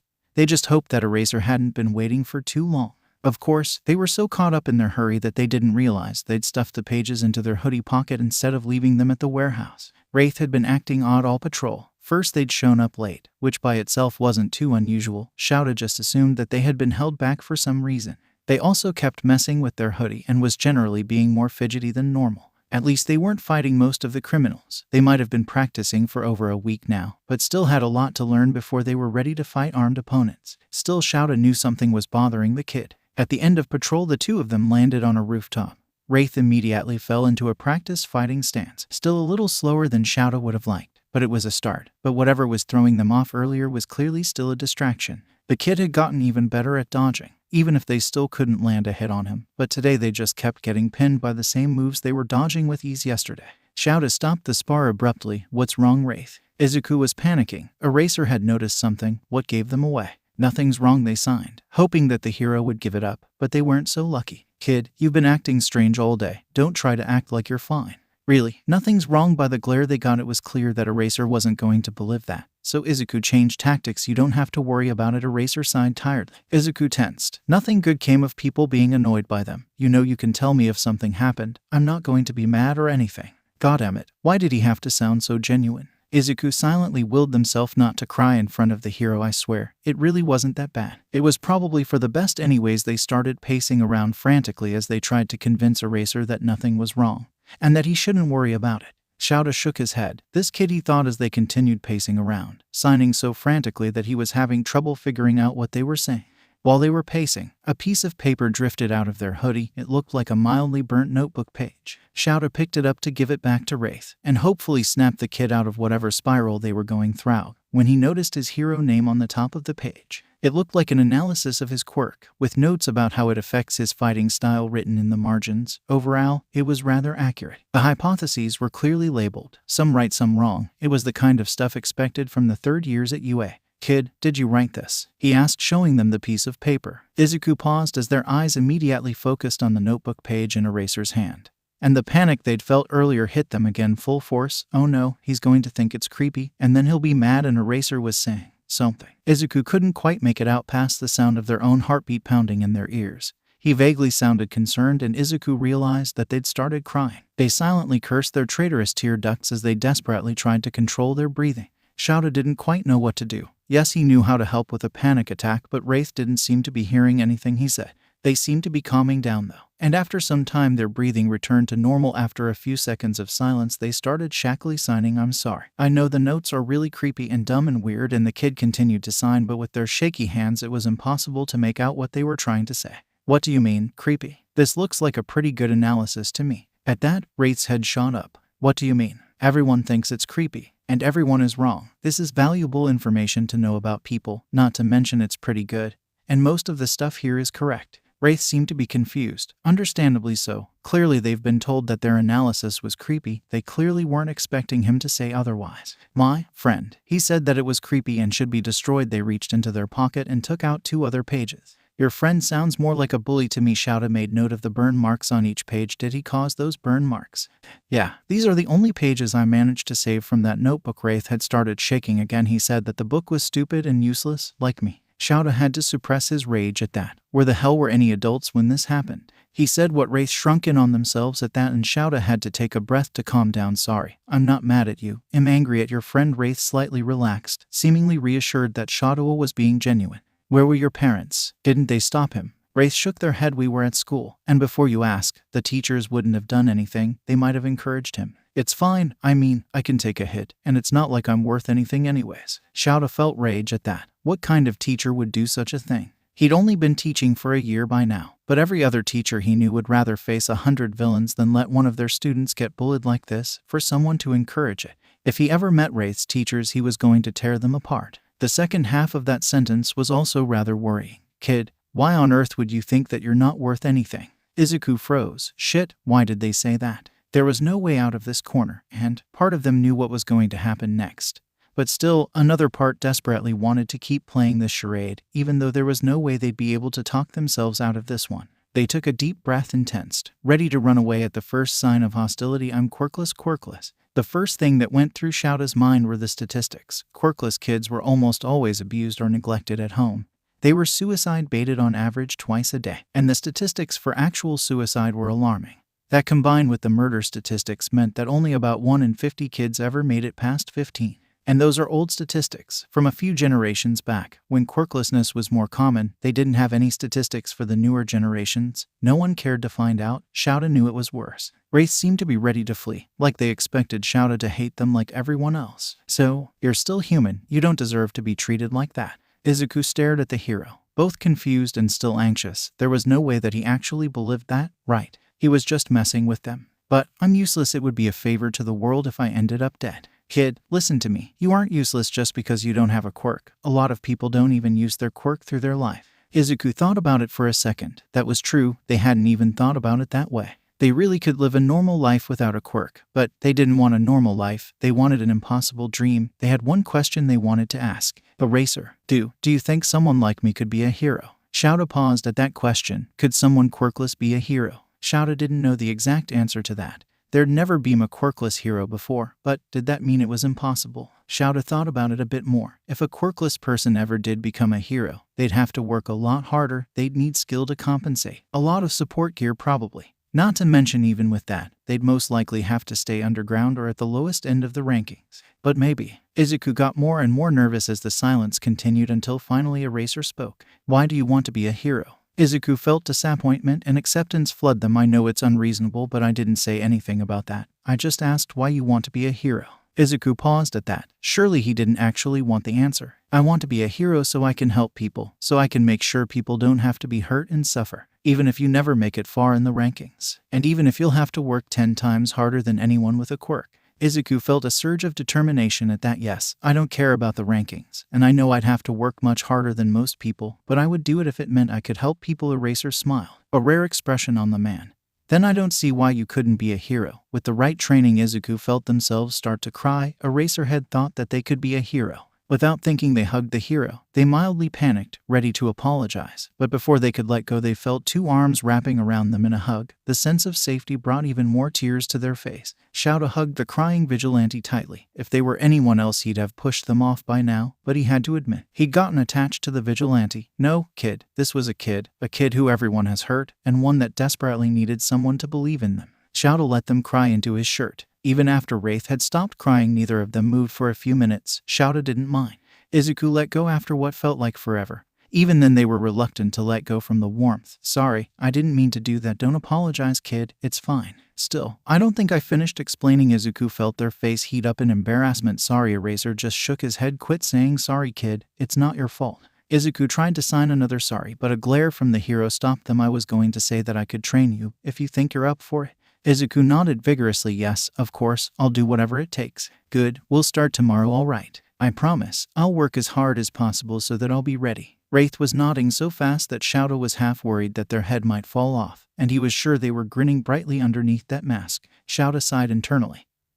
He could already tell this was going to be migraine-inducing. You're going to be quite the problem child, aren't you? He said. Wraith looked confused for a second before they realized there was no malice behind those words and continuing to practically bounce with energy. 𝗧𝗏 smiled, hiding his face with the capture weapon so that no one could see. This kid was just so precious. How could anyone hurt them? 𝗬𝗪 swore to himself that he was going to make sure no one ever heard the kid again. Izuku grumbled sleepily as the sun shined into the warehouse, waking them up rather abruptly. It seemed that they'd slept in, not a common occurrence, but last night had been an exhausting time. Izuku almost believed that it had been a dream, but the half-burnt notebook pages that lay next to them proved otherwise. Honestly, they still couldn't believe it. Eraserhead knew they were quirkless, and instead of abandoning them, he'd still cared. He even thought that they could be a hero if they worked hard enough. He offered to train them. Part of them still wondered if this was a cruel trick, if after all this Eraser would still turn his back on them. But they knew that they had to hope that this truly was their chance, that they really could become a hero.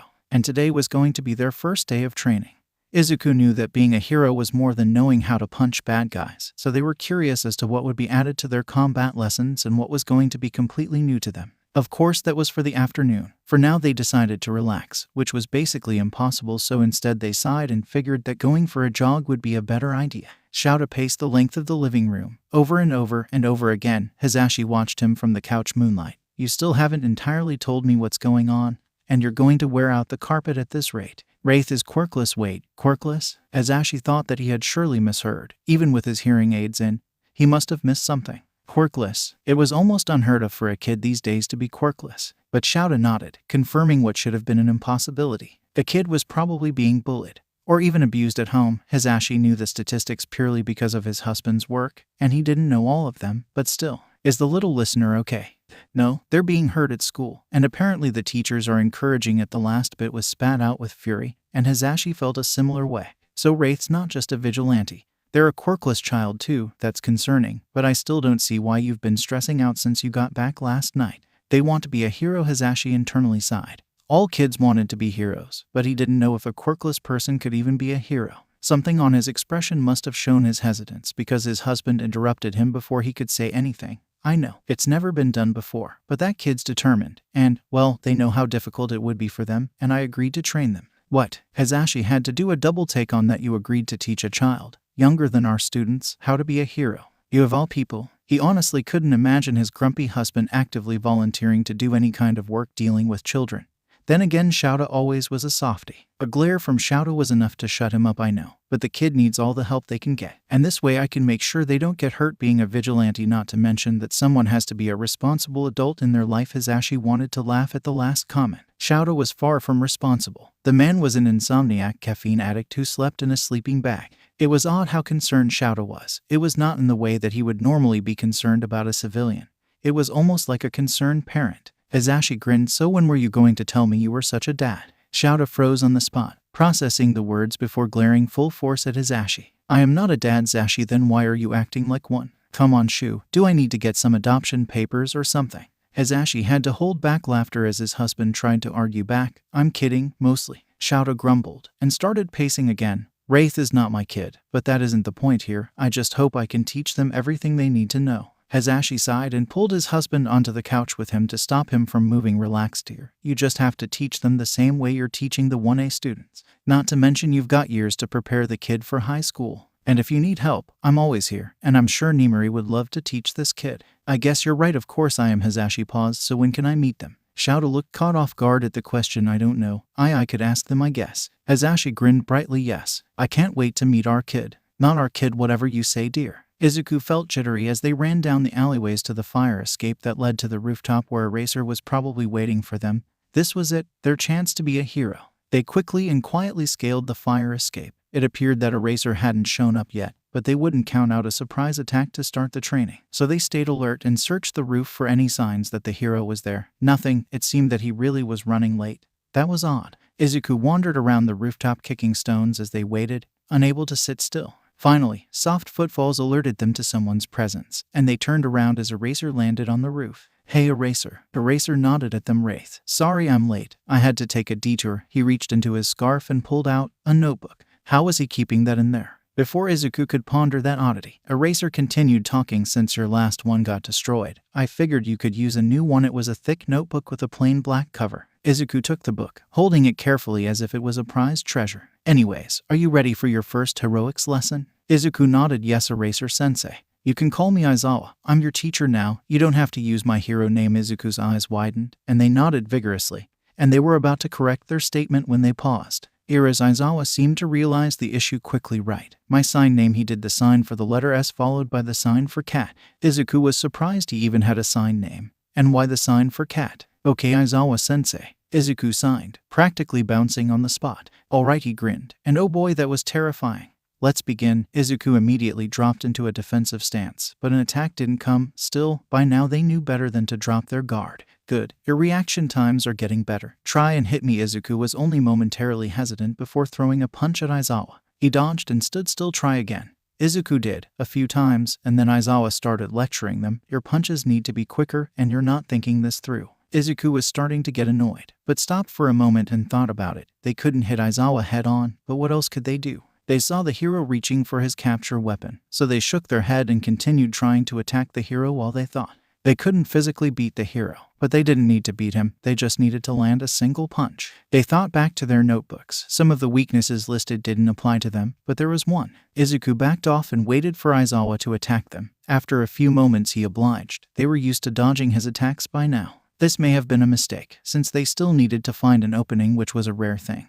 It was a good hour before such an opportunity arose. They dodged a kick and grabbed some of the gravel and dust from the roof and threw it at the hero's face. Izuku had created a very small opening in which Aizawa was temporarily blinded, so they took it and managed to get a single finger on the hero's leg before being pinned down by the hero. Aizawa paused and released them. Well, you didn't quite manage to hit me, but you did manage to touch me, which is more than I expected. He sat down at the edge of the roof and gestured for them to sit down as well. You were going easy on me. You could have pinned me much quicker if you were using your capture weapon well. You're still a kid, and you just started learning how to fight, and even if that's not everything you need to learn, your stealth and agility are what allowed you to avoid me the first few months that I was chasing you. And I wasn't holding back then. I guess you're right, you really need some self-confidence, huh? Well, you're the only person who believes in me. How do I know you're not wrong?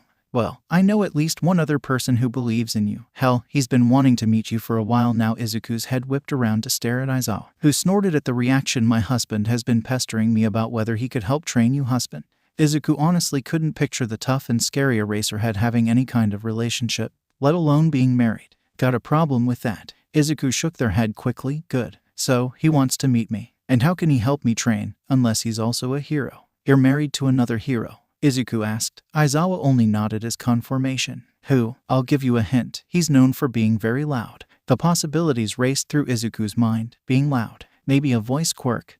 There were a few. It had to be a male hero. And he was probably located in Musutafu, which meant only one person. Presentmic. They had to fingerspell his name since they didn't have a sign name for him. And they didn't think that just using the sign for microphone would get their point across. Yeah, Present Mikey wants to help train me. Aizawa nodded. If you're all right with that, and Izuku felt their inner fanboy jump and squeal at the idea. Yes, absolutely. I can't believe it. He's such a cool hero. Izuku's brain went on overdrive as they started listing out every way that Present Mike was an incredible hero. 𝗧𝗪 shook his head at the antics. He knew the kid knew a lot about heroes, but actually seeing that knowledge was amusing to watch. Hisashi was going to be stoked to find out that the kid was such a fan of him. Eventually it started getting much darker and 𝗧𝗪 had to remind Wraith to get back to their home. He didn't bother trying to follow them. They'd probably lose him pretty quickly. Still, he was worried about the kid. Their parents probably neglected them. But without Wraith's identity he couldn't do anything. But still, he wasn't going to tell Hisashi about that. 𝗧𝗪 knew he'd start making jokes about 𝗧𝗪 being Wraith's dad, which was false. There was no way. Wraith was his student, not his child. Not at all. Izuku rushed down the alleyways. Their bright yellow backpack, filled with their notebook, pencils, and a bottle of water, bouncing as they jumped over trash and veered around corners. They were headed towards their rooftop. It had been a week and a half since the first lesson, and Izuku was getting much better at combat. Plus, they were learning about the law, since that was important to being a good hero. Stuff about heroes, villains, and vigilantes, and the difference, legally speaking, as well as the restrictions on quirk usage, something that didn't really apply to them, but Aizawa-sensei had insisted that it was necessary. He had tried to help with their analyses. But just because you can do something doesn't mean you can teach it to others. Izuku was still happy that they could even talk about their analyses to someone. They got to the rooftop, and waiting up there was Aizawa, and was that Present Mike? He wasn't facing them, but there was no mistaking that hairstyle. Izuku knew that he had wanted to meet them. They also knew from their mentors complaining that his schedule didn't really allow enough free time to do so. They could also hear Present Mike talking. From the other end of the roof, Aizawa looked like he was already regretting bringing him here. The second they moved, Izuku saw Aizawa look towards them and quickly turn away, hiding his face in his scarf.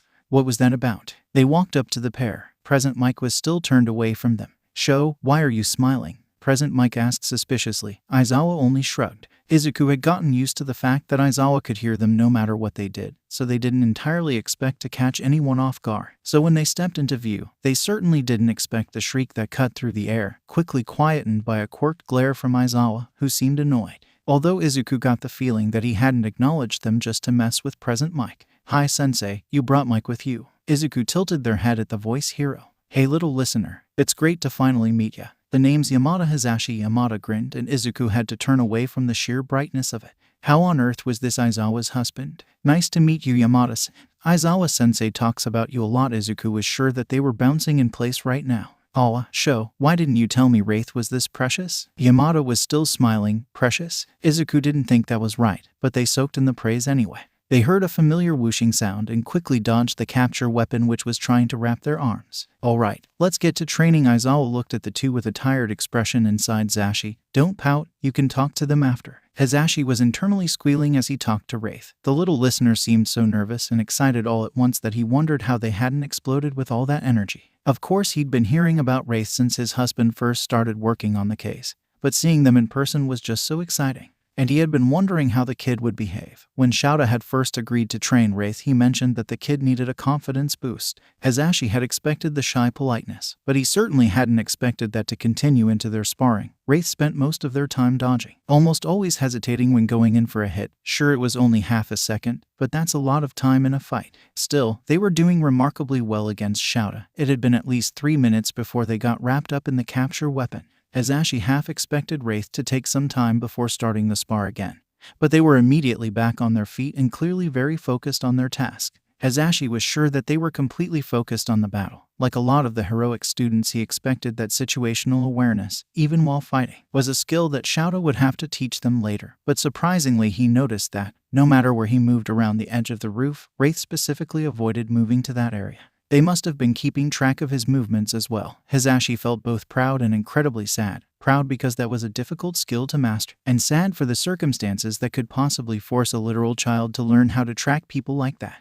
Izuku scrambled as they tried to get out of the capture scarf. Aizawa was just watching them with amusement, and they couldn't see Yamada's face, but they saw his shoulders shaking as he tried to hide his laughter. Eventually they stopped struggling and let Aizawa untangle them. That was probably the longest spar yet, even if they were still nowhere close to being able to actually hit Aizawa. Izuku had expected Aizawa to start his usual lectures on both the various branches of heroics and the laws they abide by. Instead, Yamada sat down next to them. Hey little listener, Shu told me that you do analysis. Could I see one? Izuku was a bit hesitant. They'd only just gotten that new notebook, but there were already quite a few entries, mostly the analyses that had been lost when Bakugo blew up their old notebook. The little white square on the front cover now had neat kanji written on it. Analysis number 8, and Izuku was quite careful with this one, not wanting another incident.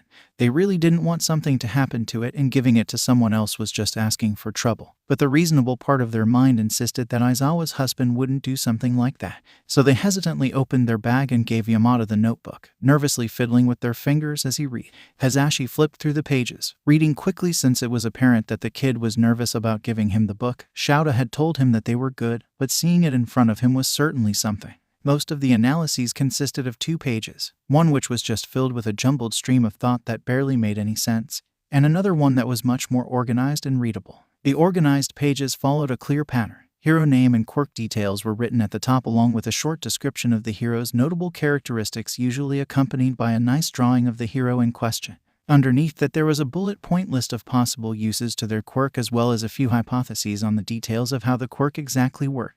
There was also a list of weaknesses and ways to possibly neutralize the hero, ranging from using fire or herbicide against a plant-based hero to cutting off the hands of a hero with a contact quirk. It was all rather impressive. This is great little listener, Hazashi said as he read the entry on Prism. A hero with the ability to manipulate light into various weapons or simply use it like a laser. While the weaknesses listed included nighttime and closed spaces, one of the suggestions for permanently neutralizing her was to put her in a cell underground so that there was no chance of any light reaching her, noting that if she even had the smallest bit of light she would be able to cut through any bindings. The hypotheses were also interesting to look at, wondering if she controlled light though manipulating the waves, and if so, could she possibly change the color of objects or cause illusions by messing with the wavelength and amplitude to alter people's sight. There are notes on how she used a very direct fighting style with a heavy reliance on her quirk, as well as how exactly her quirk influences the way she fights. Still, there was something missing. 𝐻𝐵 hadn't worked with Prism at all, but he knew that she was arrogant, and he suspected she never really had a plan for anything. But there was no notes on anything like that. Despite the fact that her personality meant that she was incredibly easy to goad into a fight, surely the kid hadn't missed it. Not when they'd noticed so much else. Wraith, are these all your notes on Prism? Izuku was surprised by the question but nodded. Well, you seem to have missed a pretty big weakness. Her personality. Izuku tilted their head. Personality? How was that a weakness? What do you mean? Well, she's kind of arrogant. She always acts like the fight is already won for her, meaning that it would be really easy to catch her off guard or lure her into a false sense of security before hitting her with something she wouldn't be prepared to defend against. And it's not just a bad traits that you can take advantage of. Despite her arrogance, she always prioritizes civilian safety. Anyone who's looking to take her down could throw her off by making sure to endanger civilian lives, like taking down a building or causing a fire, maybe even a hostage situation. She'd be too distracted with rescue that she wouldn't notice any attempts you made to kill her. Izuku nodded along as Yamada explained how important knowing your enemy's personality could be. They hadn't realized you could do so much with that aspect of a person, and maybe it was just a little bit validating to hear someone go through a similar thought process to them. Maybe they were talking about murder, but they weren't actually going to follow through on the plans. She's also really underutilizing her quirk. She really only manipulates one bit of light at a time, but I've seen that she can do much more than that. Considering that she can create multiple weapons, it would be reasonable to assume that she could make a barrage of tiny knives if she wanted to. 𝗬𝗪 watched from the side of the roof as Wraith and 𝗧𝗵𝗲 continued to talk about the various ways one could kill a hero like Prism. It was getting progressively more implausible as they went on. At some point, Wraith had suggested using something that blocks light like a blackout curtain to stop her from seeing the light, meaning that she wouldn't be able to control it. 𝗧𝗵𝗲 had responded by pointing out that blindfolding her would have the same effect, to which Wraith had countered that it would be really difficult to get close enough to do that. But if she was already unable to fight back, that would be a good way of neutralizing her. 𝗬𝗪 felt the beginnings of a headache as the both of them switched topics to another hero. It was getting late. Also, he was mildly afraid of whatever chaos he had unleashed by letting the two of them meet. Not that he regretted it. The kid was clearly very happy to have one more person to talk to. 𝗬𝗪 smiled to himself. Still, they needed to get back home if either of them wanted to get any sleep. So he called 𝗧𝗵𝗲 over and said bye to Wraith. 𝗧𝗵𝗲 promised that he'd try to show up to trainings more often, which made the kid bounce with joy. After they'd gotten home, 𝗧𝗵𝗲 had immediately started talking about how amazing Wraith was. They're so smart, Shu, and they were so eager to learn. 𝗧𝗵𝗲 grinned. No wonder you got so attached to the kid. They are so sweet. You were right though, their confidence could use some work, but that's why I'm here. At this point, his husband was practically dancing around the room. Our kid is amazing. First of all, they're not our kid yet. Though, second of all, I noticed that you were really happy with their analyses. I've really only read a few of them, but they seem impressive considering that they've never been taught how to do that. Imagine what they could do with proper guidance. 𝗧𝗵𝗲 nodded before looking mildly concerned. Shu, you realize the only person who'd willingly teach them analysis is Nezu, right? And 𝗬𝗪 paled. Well, there was a thought. Nezu teaching a child, that could only end in disaster or world domination. We are not letting that happen. It's Nezu. He'll find out eventually why. It's not like we could be connected to the kid in any way. Yet, 𝗧𝗵𝗲 smiled at him. I know that the second that you find the kid's identity, you're going to try to adopt them. Admit it, you're their dad now. 𝗬𝗪 rolled his eyes. Not true. I'm their teacher. One of these days you'll see that I'm right. Over the last month and a half, Izuku had slowly gotten accustomed to their new routine. Wake up, go to school, survive school, go to the warehouse, change into vigilante outfit, go to the rooftop, train with Aizawa and sometimes Yamada, patrol with Aizawa, go home, sleep, rinse and repeat. Their notebook was now filling up with new entries, along with revisions on old entries, and in the margins they sometimes wrote stories. Yamada would tell them about the heroes he'd worked with. Their combat skills were also majorly improving. Each spar now usually lasted about 5 minutes, and they even managed to hit back a few times. And Aizawa had drilled them on all kinds of police procedures, to the point where they could recite several heroics laws with ease, or as easily as someone could answer a pop quiz in the middle of a fight. The trolls had also been pretty calm. Maybe it was the fact that Aizawa had stopped watching them like a hawk the entire time, trusting that they could handle themselves fairly well. On the other hand, they were still not allowed to actually help in the fights against armed opponents, which was infuriating. if only because they had to watch Aizawa get hurt more than they would have liked. They could still say they'd helped stop quite a few fistfights lately. They could say with confidence that the time spent with the two heroes was the most enjoyment they'd had since, well, ever. Aizawa was a strict teacher, but he was fair, and underneath all the grumpiness he was soft and caring, even if he showed it in odd ways. Yamada, on the other hand, was the complete opposite, bubbly and bright,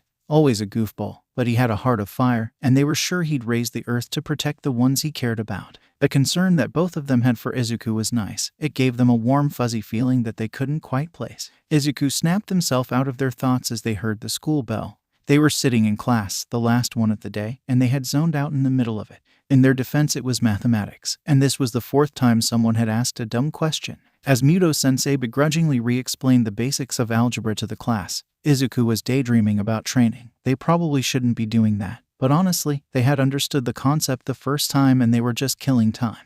They ran out of the classroom, bracing themselves for any stray quirks that the other students would send their way. They had been having a much easier time avoiding people, and they managed to get out of the main doors before something happened. Deku, that something being Bakugo. They sighed as they turned around to face Bakugo, ready to face whatever the beating of the day would be. However, they certainly couldn't have expected Bakugo to grab them by the arm and demand answers for something. "What the fuck do you think you're doing?" "What? Don't play dumb with me, Deku. No one can find you outside of class. How the fuck are you doing that, you shitty Deku? And I know that it's not your shitty rooftop spot. I checked." Bakugo was pulling tighter and tighter on Izuku's arm. Izuku froze. The reason was the stealth training they were doing with Aizawa, but they couldn't say that. "I've been practicing," they said, but something about their response must have tipped him off. "There's no way you got that good by yourself. A shitty Deku like you could never be that good. Someone's helping you." "Who the fuck is it?" Izuku was stuck. They couldn't exactly say that they were being trained by a pro hero, but Bakugo was smart. He would see through any lie they tried. So they settled for a half-truth. "Someone who just wanted to help me." Bakugo snarled at the vague answer. "Well, whoever they are must be stupid to help a useless Deku. What kind of stupid motherfucker are they? I bet they're just as weak and pathetic as you." Now, Izuku could count the number of times they'd ever gotten angry on one hand. First, when they were thrown out, a mixture of hurt, scared, and angry had been what kept them alive that night. Another time, the first time Bakugo had hurt them. They had been too young to have the depressing lack of self-esteem they currently possess. And lastly, the first time someone had called them useless. All of these times were long before they'd started training with Aizawa and Yamada, who were very insistent that the way they were being treated was horrible, and they were starting to believe it. Izuku wouldn't say they'd started being angry after that. No, it was more like annoyance, in the way you get annoyed at a dog barking. You know they can't help it, and you wouldn't fault the dog for barking, but you still find it irritating. Which was certainly different than complete and utter acceptance, and it was, according to Aizawa, better. All that to say, it was a complete surprise, even to themselves, when they punched Bakugo in the face. Bakugo reached a hand up to his nose, and his fingers became wet with blood. He stared at the crimson liquid for a few seconds that Izuku should have used to run away, but they were pissed. How dare he even suggest that? Their mentor was anything but weak or pathetic. Bakugo snapped out of his stupor and his face contorted into an ugly snarl as he leaped at Izuku, hands outstretched as explosions set off in his palms. Izuku dodged with ease. Bakugo was like a fumbling baby compared to Aizawa, and Izuku could hold their own against him. Bakugo stood no chance. Izuku dodged another swipe, kneeing Bakugo in the gut, causing him to double over in pain. They took the chance to try and run. Of course, they hadn't accounted for the commotion that the altercation would cause. Several students were now surrounding the pair, and others were trying to help Bakugo. Izuku was surrounded, and there was no way they could escape what was about to happen. Bakugo stalked towards them, arms raised and explosions crackling. Izuku was now running like a caged rabbit, trying desperately to avoid Bakugo's attacks, which would have been easy had it not been for various other students also trying to trip them up. They noticed that a few teachers had also come to watch, and they did nothing. Despair started clouding in their mind. Eventually, they slipped up, someone managed to grab them, and suddenly they were being barraged from all sides. Pain bloomed across their body as they were pinned helplessly. They wondered if they would even make it out of this alive. It had been 20 minutes past their usual time and Wraith still hadn't shown up, and 𝗬𝗪 had already begun searching the nearby alleyways for the kid. A part of him was desperately hoping the kid had just forgotten or was running late because they got detention. But as 20 minutes turned into 30, then 40, then 50, and then an hour, 𝗬𝗪 couldn't deny that something truly terrible must have happened to the kid. He first checked the areas near the rooftop, but after that was unsuccessful. He started going out in a single direction for a few blocks before doubling back to the rooftop to make sure Wraith hadn't gone there. After the fourth search, desperation took over and he started being more frantic in his search, investigating every little noise, hoping to catch even a glimpse of Wraith, worst-case scenarios already playing out in his mind. He had just completed what had to have been the 10th search. This one was closer to the nastier part of town, and was going to head back to the rooftop when he heard shuffling in an alleyway. Odds were that this was another cat, but 𝗧𝗪's panicked mind couldn't care less. If there was even a chance it was them, he had to check. Inside the alley, 𝗧𝗪 looked around.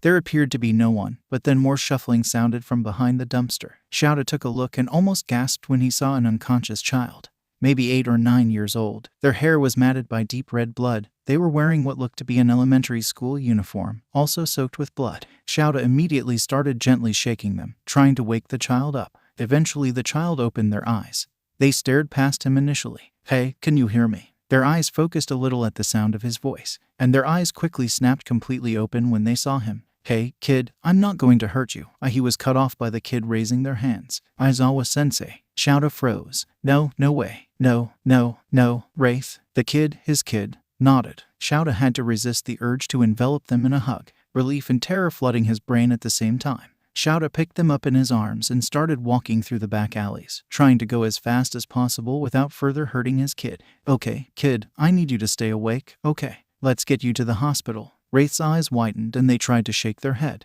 "Kid, please, you're bleeding out. We need to get you medical attention." Wraith managed to move their hands long enough to sign "won't help." Quirkless 𝗧𝗪 felt rage simmering under his skin as he realized that they were right. No hospital was going to treat a quirkless child, even if they were dying. "Okay, no hospitals, but I have a co-worker who would be willing to help." 𝗧𝗪 was not someone he talked to a lot, but her contact was in his phone, and she was the only other option he could think of. "We'd have to go to my apartment," he said, already calling 𝗧𝗪's number. Wraith nodded and then winced when the action caused their injuries to be aggravated. After about 15 seconds, which were 15 seconds too long in 𝗧𝗪's mind, 𝗧𝗪 finally picked up the phone. "Hey Shu, what's up? I'm sending you my location. Get in the car and get over here as fast as you can." "Wait, what?" 𝗧𝗪, "what's going on? Are you okay?" The concern in his husband's voice would have been comforting if 𝗧𝗪 wasn't currently holding a dying child.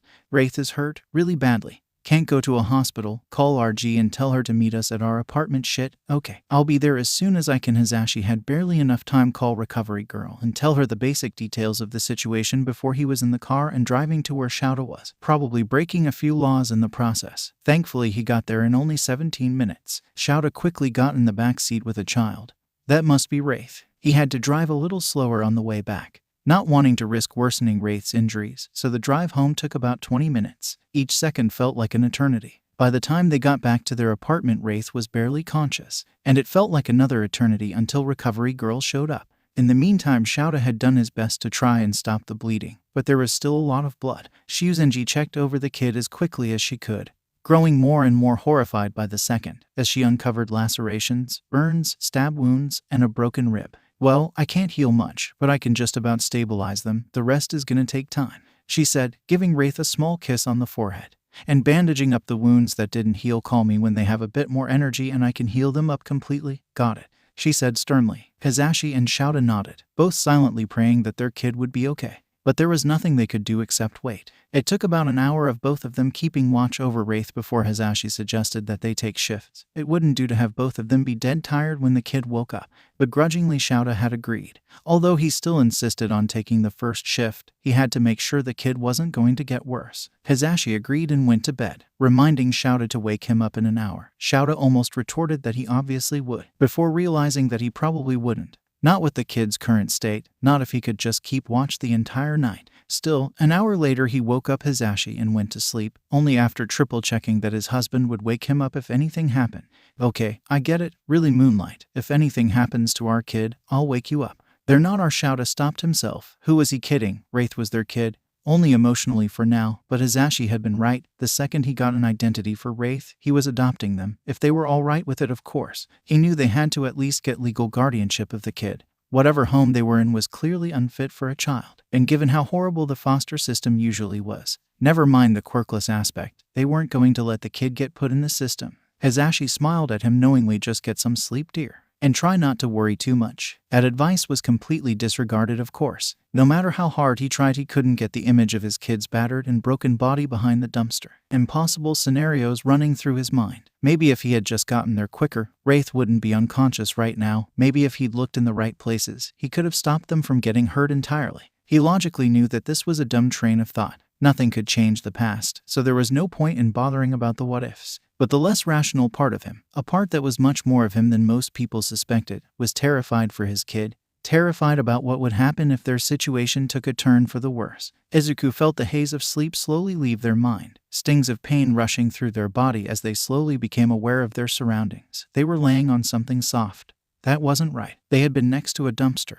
There couldn't have been anything this soft near it. It also felt like there was something wrapped around their body. The only thing that they'd expected was the familiar metallic stench of blood. They blearily opened their eyes and noted that they were no longer outside. Instead, there was a dim light somewhere off to their left, and they were staring up at a gray ceiling. Why were they indoors? Whose house was this? How long had they been asleep? Their first instinct was to pretend to be asleep. Their second was to look around and see where exactly they were. But before they could do either of those things, they heard a quiet gasp next to them. Wraith, and suddenly a hazy recollection of events of earlier, collapsing next to the dumpster, being picked up by Aizawa, someone bandaging them up. They were in Aizawa and Yamada's apartment. Izuku quickly sat up, ignoring the stabbing pain that the action caused. Aizawa was sitting on a chair next to the couch. It was weird seeing him in something other than his hero costume, although his normal outfit didn't seem all that different given that it was completely black, except for the cartoon cat face in the middle of his sweater. Izuku honestly thought it was hilarious that the most feared underground hero was completely obsessed with cats. They reached up to make sure their hoodie was still in place before they froze. Remembering that they were wearing their school uniform, Aizawa could see their face. He knew who they were. Their breathing quickened. If Aizawa knew their identity, he could find their parents. They didn't want to go back. They didn't want to burden them with their presence. Wraith. Izuku snapped out of their spiral, still panicking, but they could hear Aizawa's voice calmly counting out a breathing pattern.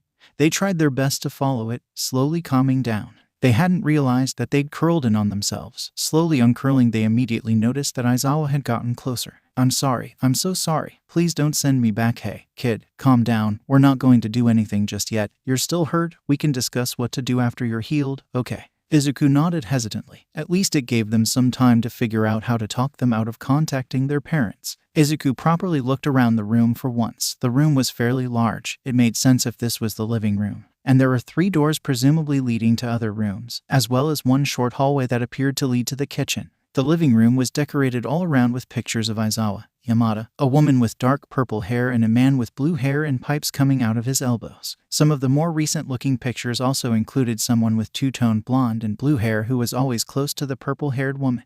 There were also a few photos of cats scattered around, which made sense given how much Izuku had heard about the pair of stray cats that Aizawa had insisted on keeping. And the dim light they'd seen earlier was just the sunrise through the window signaling the dawn. While they were looking around, they heard someone else move into the room. They turned and saw Yamada standing in the doorway looking exhausted before he noticed them, and then his entire face lit up like a light bulb. "Hey little listener, you're awake." Hisashi smiled at Wraith. He was a bit miffed that 𝗬𝗪 hadn't immediately woken him up when their kid had opened their eyes. But he couldn't be too mad seeing as his husband was currently hovering close to them and clearly still worrying over them.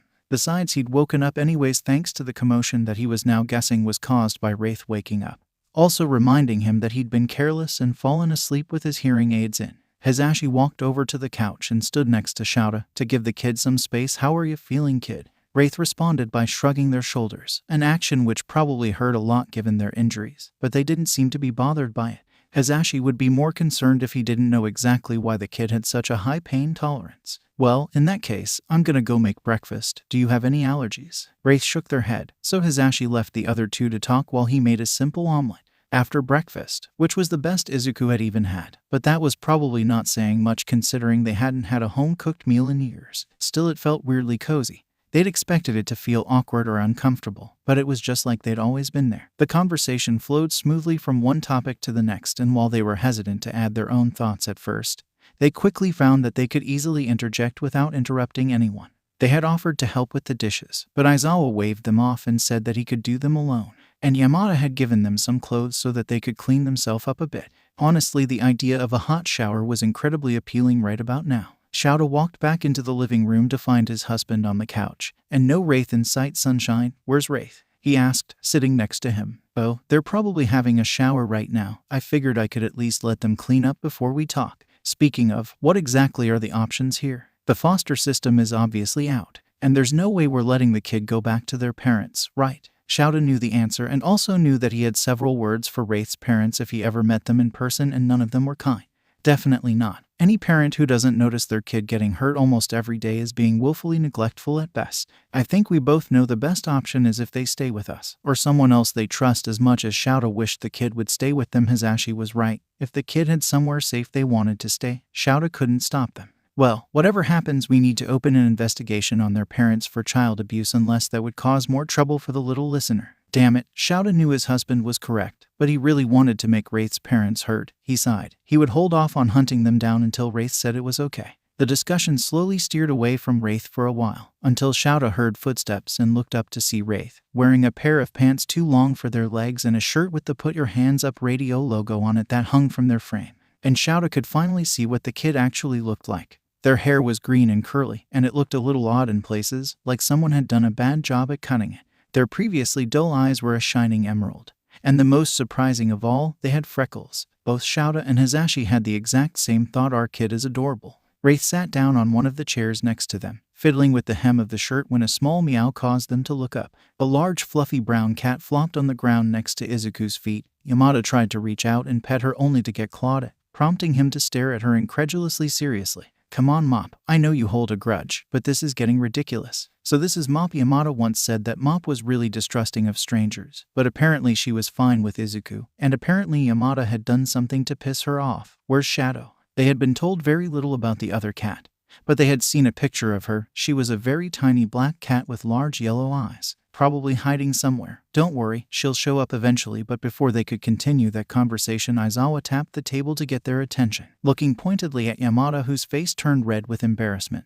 And Aizawa turned to look at Izuku. So now that everyone is settled, we need to discuss a few things. Izuku almost forgot about the talk they were supposed to be having. They really didn't know how they were going to get out of this. Aizawa sighed, perhaps sensing their hesitance. Look, kid, we don't have to do anything drastic now. Could you just tell us how you got so hurt? Izuku fiddled with the shirt again. Before looking up at their teachers, they sighed and started signing. It was my fault. I punched my bully, and I think I just made it worse. You punched your bully. Why exactly did you do that? He's smart. So when I was getting better at avoiding him, he figured out that I was being trained by someone. He doesn't know who, but he said some really mean things about you, and I got really mad and kinda just punched him. Izuku looked down sheepishly. So you punched him only because he was talking bad about me, but not because he was bullying you? Aizawa was silent for a good few seconds before shaking his head. Okay, we can deal with that later. For now, we need to figure out what's going to happen from here. We've got two options. Well, technically three, but I don't think you want to end up in the foster system. Izuku shook their head rapidly. I had heard some real horror stories about the system. There was no way they were getting put in there.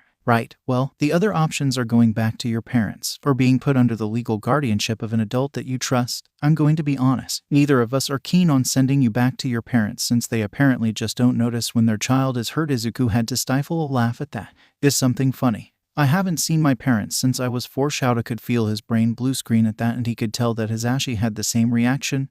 𝗧𝗪 recovered first. Hey little listener, do you mind elaborating on that? Well, that was when I was diagnosed quirkless, and they didn't want a useless kid like me, so they threw me out and told me never to come back. Okay, forget harsh words. When 𝗧𝗪 found 𝗧𝗪's parents, he was going to murder them. Actually, forget that. A quick death was too much of a mercy. He was going to tear them apart piece by piece and make them regret every decision they've ever made. 𝗧𝗪 took a deep breath. There was time to plot murder later. Right now they had a kid to deal with who probably didn't want to think about their parents too much. Okay, so that's off the table. I guess the only option would be to put you under a legal guardianship. Is there anyone you'd trust to take care of you? Izuku thought about it. They didn't really have anyone. The only people they'd ever really trusted were Aizawa and Yamada. But what if they didn't want Izuku? They didn't want to impose. Still, they had no other answer. I mean, I have 2 people I'd trust, but I don't know if they'd want me. And I don't really want to upset them. Aizawa sighed. 𝗧𝗪, listen, if they really care about you, they'll take you. Who are they? Izuku took a deep breath, weighing the options of being truthful, and eventually deciding that they had no other option. You two. They braced themselves for the inevitable rejection. Kid, of course we'll take you in. Izuku's head snapped up, wide eyes looking at Aizawa, and then at Yamada, who nodded. Yeah, little listener, we'd love to have you. Izuku could feel themselves tearing up. Yamada moved closer to them, arms open, silently asking permission. Izuku nodded and Yamada hugged them gently, being careful not to aggravate their injuries. Eventually another pair of arms wrapped around both of them as Aizawa joined the hug. The three of them sat there for a good few minutes, Izuku feeling unwilling to leave the warm embrace of their teachers. Eventually they let go of each other. Yamada was the first to break the silence. "Okay, so if you're staying with us, we're gonna have to get you some clothes, and anything else, you can stay in the guest room. We'll have to get some decorations for it. How about we go shopping in the afternoon? We're also going to have to get whatever you have from wherever you were staying until now. Speaking of which, where were you staying?" Aizawa asked. "A warehouse about a block from where you found me." "Oh. And my bag and notebook is probably still by the dumpster." Both adults looked incredulous at that, Yamada blinking repeatedly like he thought he misheard them. And Aizawa just sighed. "All right, kid. We can go do that now, and we need to get this guardianship properly legalized. We'll need your name for that though." He looked at Izuku questioningly. Izuku smiled softly. "My name is Midoriyzuku." They gave their sign name as well. Yamada smiled. "All right, Midoriya," but was interrupted by the kids shaking their head. "I don't like my family name. Could you use my given one instead?" "Of course, Izuku. Let's go get your stuff and then we can either stop by the station on the way back, or we can do that tomorrow if you like." Izuku nodded. "Let's do it today." Aizawa spoke up. "We also have to let 𝗓𝗏 know that the kid's awake so that she can heal them properly." "Right, well, I'll call her now." Yamada stood up to call whoever 𝗓𝗏 was, while Aizawa somehow managed to find Shadow and introduced her to Izuku. And while everything was happening, Izuku couldn't help but feel like everything was finally gonna be alright. Izuku sat in the back of the car as they drove to the warehouse. Aizawa was in the driver's seat, saying that he didn't trust Yamada's driving skills with a child in the car. Meanwhile, Yamada was pouting in the passenger seat. They thought that he might have been talking everyone's ears off if Izuku wasn't half asleep from being healed by Recovery Girl earlier. Which, by the way, was so cool. They really wanted to ask more about how her quirk worked, but even with their mentors there, they really didn't want to risk it. Plus Aizawa had warned them that Recovery Girl knew nothing about them being a vigilante or their quirklessness. As far as she was concerned, Izuku was just some kid that Aizawa had found behind a dumpster. They'd already stopped by the dumpster and grabbed Izuku's backpack and notebook. And now they were pointing out the direction to the warehouse, which was a bit difficult since they'd never had to consider the roads before, having mostly navigated through the alleys and rooftops. Still, they made it there, and they managed to grab the measly stash of clothes they had as well as all 7 of their other notebooks. Yamada had looked around the warehouse and managed to find their stash of medical supplies, which were nearly used up. This apparently warranted a horrified gasp and an almost whisper of "How is this kid still alive?" Although Izuku couldn't really tell why, it was just a dozen or so empty burn cream containers, a pair of random scissors they'd found somewhere, mildly dirty bandages that had been in a hospital's dumpster, and only a little bit expired tube of wound cream as well as a medical needle and some thread to stitch himself up. Aizawa had just looked generally distressed the whole time. Asashi had no idea how Izuku had survived so long living like this. It was a miracle the kid hadn't gotten sick and died. Speaking of the little listener, they seemed to have gotten everything they wanted from the warehouse, which was concerningly little, enough that all of it, minus the notebooks, could fit in the worn-out yellow backpack they always carried around. They had tried to take their medical stash as well, but both Asashi and 𝗓𝗏 had insisted otherwise. The 3 of them also needed to stop by the police station to report the whole abandoned child situation and gain legal guardianship while they were at it. The process would probably be smooth once someone found Izuku's quirk status, a situation in which the legal system's tendency to overlook quirkless people would work in their favor. Hopefully they wouldn't run into any trouble. Izuku was a bit nervous walking into the station. Police were usually something they avoided, both as Wraith and Izuku, and they didn't particularly want all those eyes on them. However, the second they stepped into the station they could sense Yamada moving closer to them, almost shielding them from all the people around, making sure he was always nearby while Aizawa did all the necessary talking. The station itself wasn't that bad, and they weren't quite paying attention until they got to one of the desks. Aizawa had started what sounded like a formal report on their situation, leaving out a few details like the location of their warehouse and, of course, exactly how they met, since that would mean bringing their vigilantism into the discussion, instead skipping to yesterday's chain of events. The officer had looked completely horrified, right up until she asked Aizawa for Izuku's details and their quirk status had to be brought up. Her expression quickly became one of neutral indifference after that, and Izuku heard her mention how sorry she was for Izuku's parents. Yamada looked like he was about ready to start a fight right then and there after that comment. Luckily for everyone, Aizawa's glare was enough to shut her up and she stuck to processing the guardianship change. Apparently their parents never bothered to legally cut ties with them, but that wasn't really an issue since they had abandoned Izuku and could not be considered viable options. So Aizawa and Yamada were now officially their legal guardians for the time being. As they were finalizing everything, a man walked up and greeted Aizawa in a friendly way. Who is this and how did he know their mentors? He didn't look like a cop. He wasn't wearing a uniform, but he clearly worked here. The most likely answer was that the man was a detective, a thought that was confirmed when Aizawa called him detective. 𝗧𝗪 could feel that this was gonna be a headache. 𝗬𝗁𝐺 wasn't stupid, and with his quirk he was almost impossible to lie to. 𝗧𝗪 was going to have to word his sentences very carefully to avoid triggering it. You know it's unusual to see you in here during the day. What's going on? The detective asked. Then he noticed Izuku and his eyes widened. Wait, when did you and Yamada get a kid? First of all, Izuku isn't our kid, we're their legal guardians. How on earth did that happen? I mean, no offense, but you're not exactly the first person that comes to mind for taking care of a kid. 𝗧𝗪 had to think through his reply. As much as he trusted 𝗬𝗁𝐺 as a colleague, he didn't know if the man would react poorly if he even suspected 𝗧𝗪 of lying. And 𝗧𝗪 wasn't about to say anything that even hinted Izuku being Wraith, so he settled for something that was technically true. I found them behind a dumpster. 𝗬𝗁𝐺 stared at him blankly for a few seconds. Excuse me? Care to elaborate? Not really. We have to get going anyways. 𝗧𝗪 practically dragged Hisashi and Izuku out of the station and back into the car. Who was that? Why were you acting all weird?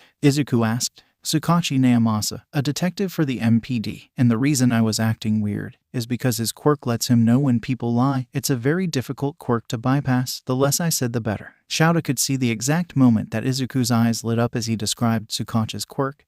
There was going to be a lot of questions. Hisashi almost didn't notice when the car had stopped outside the mall, too engrossed in his conversation with Izuku after 𝗧𝗪 gave up trying to keep up with their rapid-fire questions.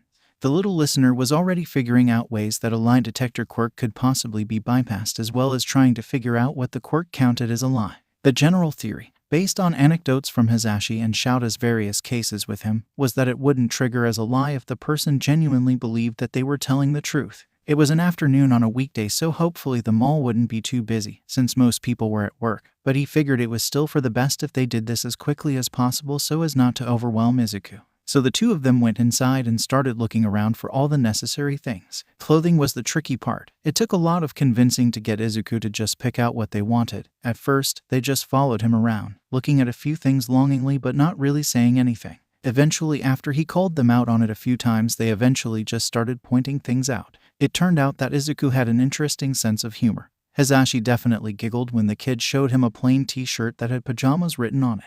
He also insisted that they get at least one pair of slightly fancier clothes, which he had to pick out since Izuku thought that all of it looked the same. Far simpler was getting things to decorate Izuku's room. All of the stuff they picked was hero-themed, like a space bedsheet designed after 13, and a poster of Midnight. He was sure Anan and Nimari would be flattered. Hey Izuku, isn't your notebook almost full? Izuku followed Yamada's gaze to a shelf full of notebooks and other stationery. He was correct. Analysis number 8 only had a few pages left, enough for maybe 2 or 3 more entries. They nodded. Then we should get some more. Pick 3 of the ones you like, Yamada said, waving in the direction of the shelf. There were quite a few notebooks that caught Izuku's attention.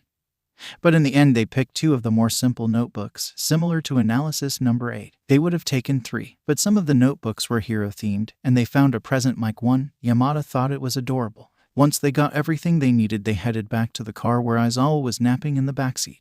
Yamada laughed at the sight. Hey Shu, love, wake up, Aizawa just grumbled and curled up like a cat. Alright then, I guess I'll have to drive. That got Aizawa's attention real quick. He bolted upright and glared at Yamada, who just laughed at him. There you are, come on, let's go home. The drive back was full of noise as Hisashi chattered about anything and everything that he could think of. 𝗧𝗪 would have been annoyed if it was anyone else, but he was used to his husband's talkative nature by now, and Izuku seemed to be completely enthralled by whatever stories Hisashi telling. It was getting late when they got back home, so Hisashi immediately got started on dinner as 𝗧𝗪 and Izuku unpacked everything.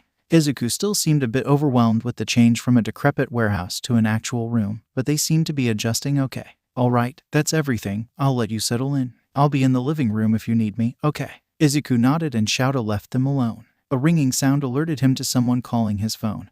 It was Nimari, not entirely unusual for her to call at random times just to catch up on the latest gossip. He answered the call. Are you two okay? Is someone dying? Is the world ending? Nimari's panicked voice sounded from the phone. What? Nimari, what's going on? 𝗧𝗪 was confused. What was she talking about? You weren't at work this morning, and Nedzu told us that you were taking 2 days off. You never even take 1 day off, let alone 2. Oh, right, that. We're fine, Nim. Something important just came up. Something important? What is it?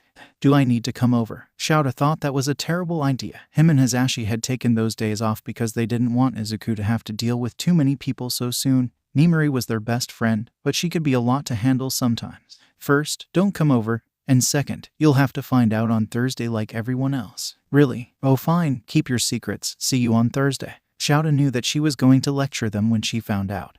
But it was fine as long as she didn't cause too much trouble for 𝗧𝗑. But that wasn't something that he needed to think about for now. All that mattered right now was that 𝗧𝗑 was safe and happy. Why do you even bother? Useless thing. Nobody wants you. The world would be better off without you. They don't care about you. Stop being such a burden. The figures that surrounded them were blank, their faces only having wide, toothy grins as they taunted them. They tried to cry out, to argue, to say anything, but their mouth wouldn't move, like it was glued shut. The figures circled closer and closer as the words started cutting into their skin, leaving bloody gashes that covered the world in crimson, and the figures started laughing. Look at them. Weak. Can't even take an insult. Pathetic creature. The figures reached forward and started tearing their skin off in chunks, fingers digging into them, removing flesh bit by bit. They felt tears roll down their face as their throat was taken.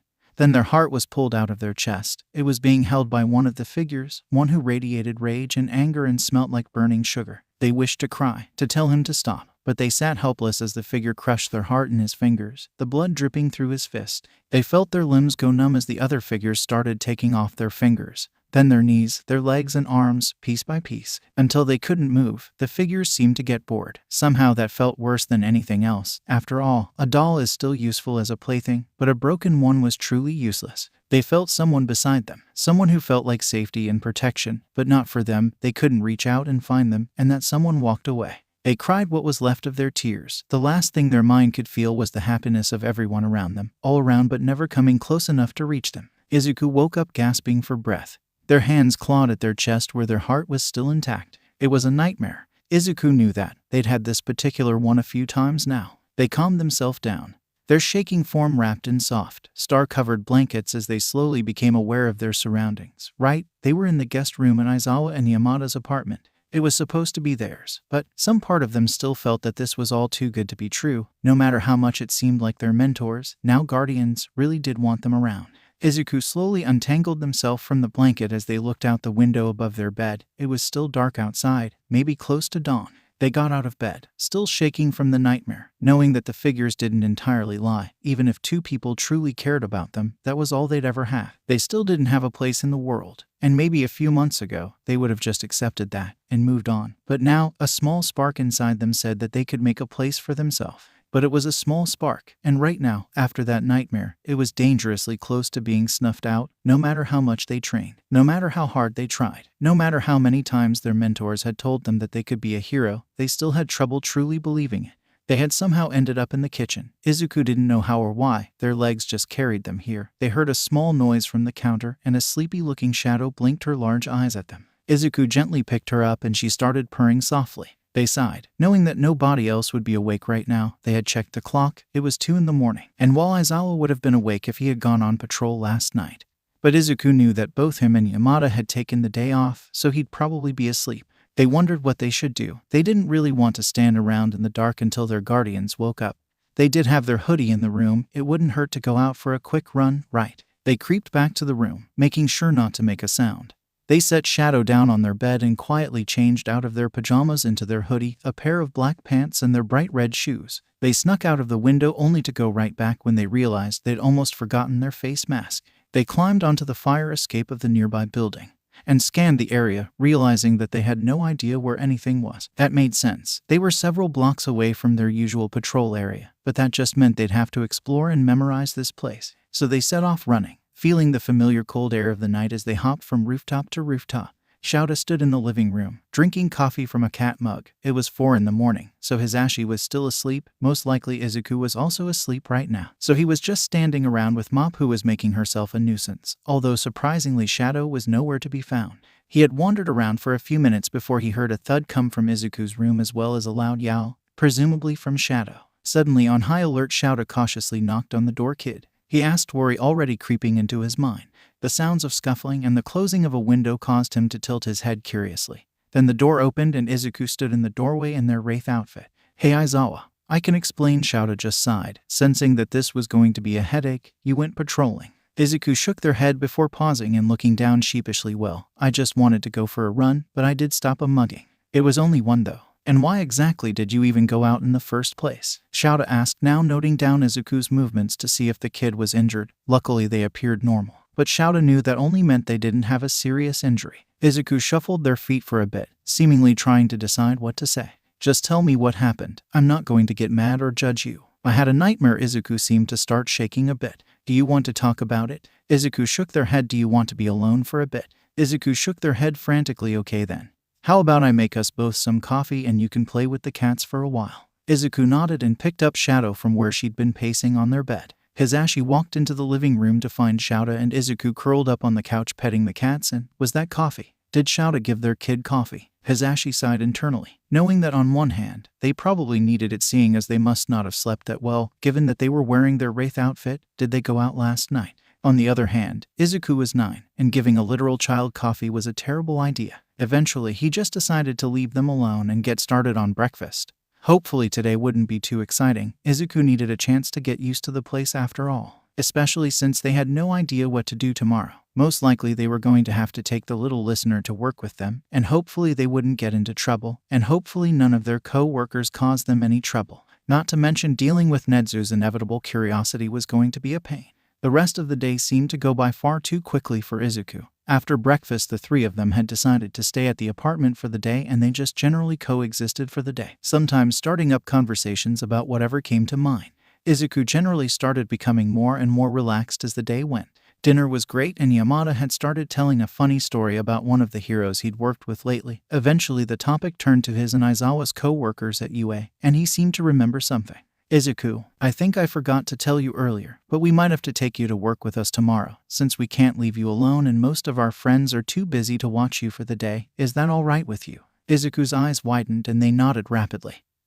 Who wouldn't want to go to UA? All right, if you're sure then I'm super sure. Izuku interrupted Yamada, who just chuckled at their enthusiasm. Izuku honestly couldn't wait. Izuku woke up to a cat's tail in their face. Mop had apparently decided to flop onto them sometime last night. They got out of bed, making sure not to startle Mop, who looked rather annoyed that her perch had moved. They were still a bit sleepy, but that quickly faded when they remembered that they were going with their mentors to UA. Today, they rushed to get ready and practically sprinted into the living room, almost running into Aizawa, who was standing next to the table and going over some files. Good morning, Aizawa. 𝗧𝗪 stared at Izuku tiredly. This kid was way too excited for today. Mornings are never good. How do people even have this much energy in the morning? He grumbled under his breath. Izuku grinned and 𝗧𝗪 had to blink a few times because of how blindingly bright it was. 𝗧𝗪 was glad that the kid had relaxed a bit. They weren't as jumpy or nervous as they usually were. Yesterday probably helped get them accustomed to the apartment. 𝗳𝗪 had been nervous, worried that being surrounded by that many people would be too much for the kid, but it seemed that he had nothing to be concerned about. The kid had always loved heroes. Still, they were still strangers, and the kid took so long to trust him and 𝗧𝗪. Hopefully this would go smoothly. 𝗳𝗪 finally noticed that Izuku was awake. Morning, little listener. You excited for today? Izuku nodded vigorously as they sat down for breakfast. 𝗳𝗪 was surprised that Izuku wasn't more nervous about today. They had practically bounced the entire time through breakfast and couldn't sit still during the whole car ride. Instead, striking up conversation with him about all the heroes working at UA and gushing about how awesome the school was, as well as all the heroes that had graduated from its hero course. 𝗧𝗪 had once again insisted on driving, so it took longer than it should have.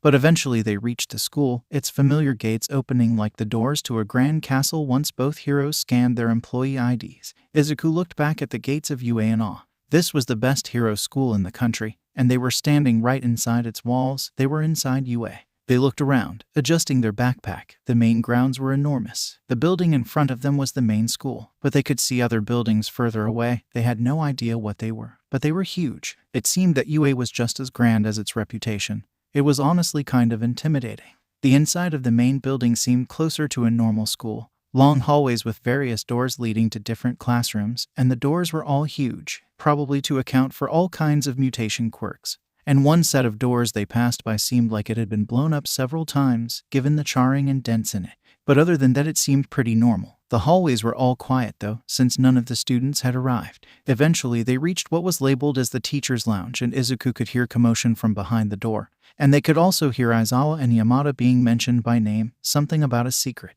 They opened the door. Their mentors went in first and immediately everyone went silent. Izuku saw several heroes exchange glances. Speaking of the heroes, there were so many. They could name most of them. Snipe, Midnight, Hound Dog, 13, 𝗬𝗏𝗲, ectoplasm, and Power Loader. There was also a hero they couldn't identify, but he was probably an underground hero like Aizawa. Suddenly Midnight piped up, "All right. You two have a lot of explaining to do. What on earth was so secretive that you couldn't even tell me? I mean, I'm your best friend. Surely you could have told me something, at least given me a hint. I mean, at least you can explain yourselves now. Is that a child?" Midnight was interrupted in her rant by Power Loader's surprised question. All eyes turned to Izuku when they could feel themselves wilting under the examining gazes, until Yamada stepped in front of them and Aizawa glared at everyone in the room.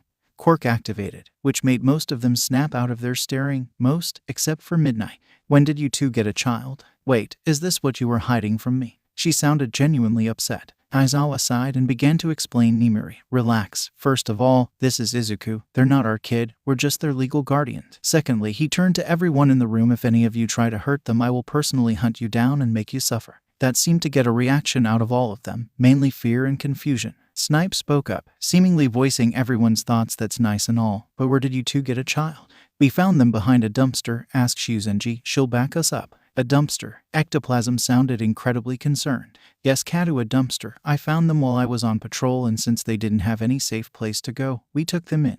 While most of the other heroes were questioning Aizawa and Yamada, Izuku couldn't help but stare in awe at some of them, silently wondering if they would answer some questions. When they noticed that Hound Dog had been silent throughout the whole conversation, instead silently staring at them, Ryo wasn't entirely expecting the small child to walk up to him. Normally children ran in the opposite direction on account of him looking absolutely terrifying to most. He had wanted to say hi to them, but the way the kid was acting, it was clear that they weren't used to all this attention, and he didn't want to scare them. "Hi, my name is Izuku, okay?" The kid was signing. Luckily Ryo knew JSL. He wouldn't be a good therapist if he didn't. "Hello Izuku. It's nice to meet you." The kid's eyes lit up when he responded in sign.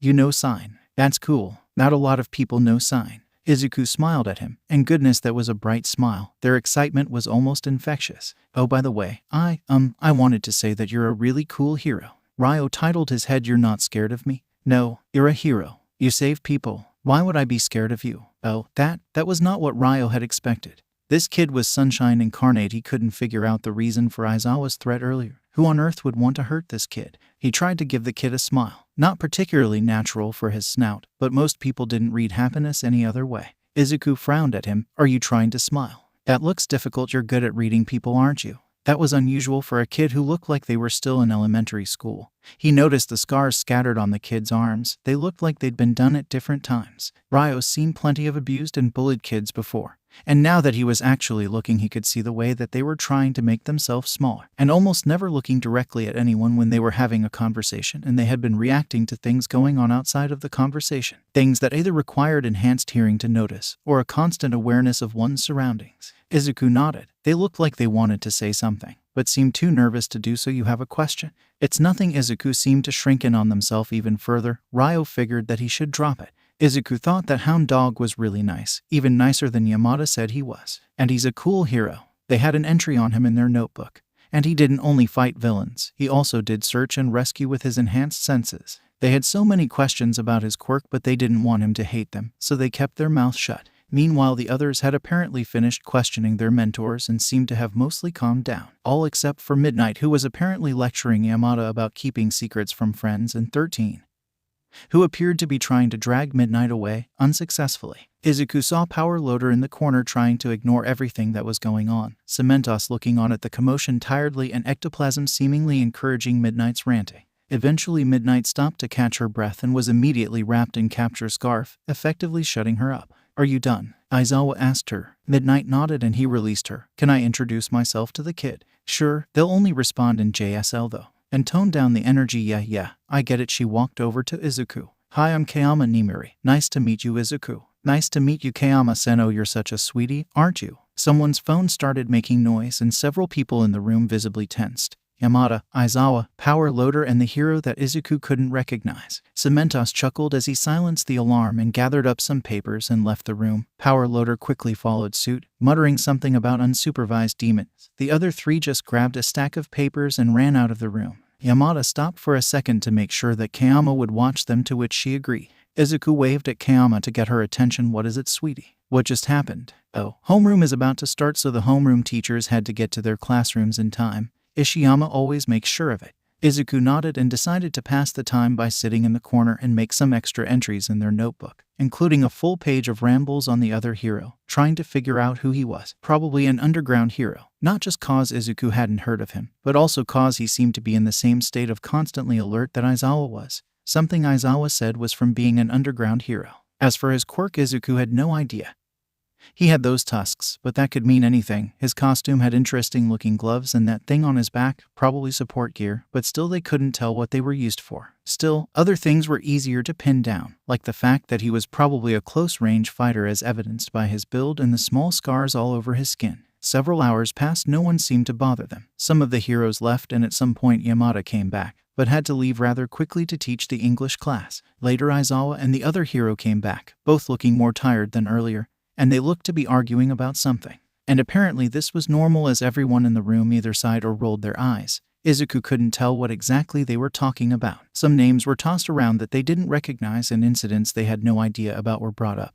But it sounded like they were trying to see who had the most troublesome class. Aizawa, could both of you keep your pettiness out of the teacher's lounge? Ectoplasm said. He looked annoyed. Well, at least Izuku had a name to put on their list of information. Several other teachers trickled back and as classes wrapped up, Izuku could hear the cheers of the students outside in the hallway. Surprisingly, no one had bothered them yet, perhaps because of Aizawa's threat that morning. But Izuku was still observing Kan, looking for any sign of what his quirk could be. They weren't getting much, until they noticed that he was absent-mindedly waving his hand around, a clear sign of a type of kinesis quirk, which were a subsection of emitter quirks that allowed its user to mentally control things, usually a particular type of thing like water or fire, sometimes more unusual like plants or technology. Now the question was, what was he manipulating? Izuku had to strain their eyes to see, since his desk was across the room from them, but they could just about make out a few drops of some red liquid. Was that blood? Cool. It also explained the weird gloves, probably a way to easily access blood. Now question was, what were the details of his quirk? That was almost impossible without seeing it in action or asking him directly. A presence shifted in the vents. Izuku noticed that Aizawa, Kan, and Hound Dog stiffened in their seats. They almost looked worried. Something small dropped down from the vent. A small furry white animal, wearing a suit, the principal of UA, Nedzu. Good evening, staff. And Izuku, am I a dog, a mouse, or a bear? I am the principal. They could see Aizawa and Yamada's gaze flick from the notebook to Nedzu and back again rapidly. Power Loader sighed. I don't like where this is going. 13 nodded in agreement. Izuku was confused. Surely it wasn't that bad. Then their mind flashed back to the several times Aizawa had referred to Nedzu as a bastard rat god, and they realized it probably was that bad. Don't worry, I am only here because I couldn't help but notice how intelligent little Izuku here is now. Most people looked confused, and Aizawa was looking around frantically before his eyes zeroed in on a spot in the ceiling behind Izuku. They looked up and noticed a camera blinking back at them. From its perspective, it would have seen everything that Izuku had written for the past few hours. Nedzu cackled as he saw the gears turn in Izuku's head. Yes, I noticed all those notes of yours. That book is rather interesting, and I couldn't help but notice how quickly you identified Vlad King's quirk even without any prior knowledge. Wait, what? Kan looked halfway between confused and concerned. What is he talking about? Izuku looked down at the 2 pages of notes they'd made on Kan, and quickly added the information on his hero name to that list. Yamada groaned. I was hoping this wouldn't happen. By now everyone else had stopped working and was now fully focused on Izuku and Nedzu. Izuku debated what to do, and figured their notes were probably going to be seen anyways, so they might as well get some answers out of it. They got up and reluctantly approached Kan's desk, setting their notebook down in front of him, a notebook. But Kan went quiet as he read further. Holy shit, how did you? Nedzu cleared his throat. Yes, well, as you can see, Izuku here has quite the talent for analysis, and I was simply too intrigued to not talk to them. By now almost everyone else had gathered around and began reading their notes. This is incredible, Ectoplasm exclaimed. This kid's got to have some kind of intelligence quirk like Nedzu, right? I asked myself the same thing, but imagine my surprise when I found their quirk registry only to discover that they are quirkless. Izuku froze. Out of the corner of their eye they noticed Aizawa's hand go to his capture scarf, and Yamada was glaring daggers at the principal. Everyone else seemed to freeze as well, brains processing the new information. And all at once several people started talking. 𝐬𝐬𝐷 and Ectoplasm were saying that it was impossible for a kid these days to not have a quirk. Power Loader, 𝗬𝗵𝗲 and Snipe were muttering amongst themselves and staring at the notes.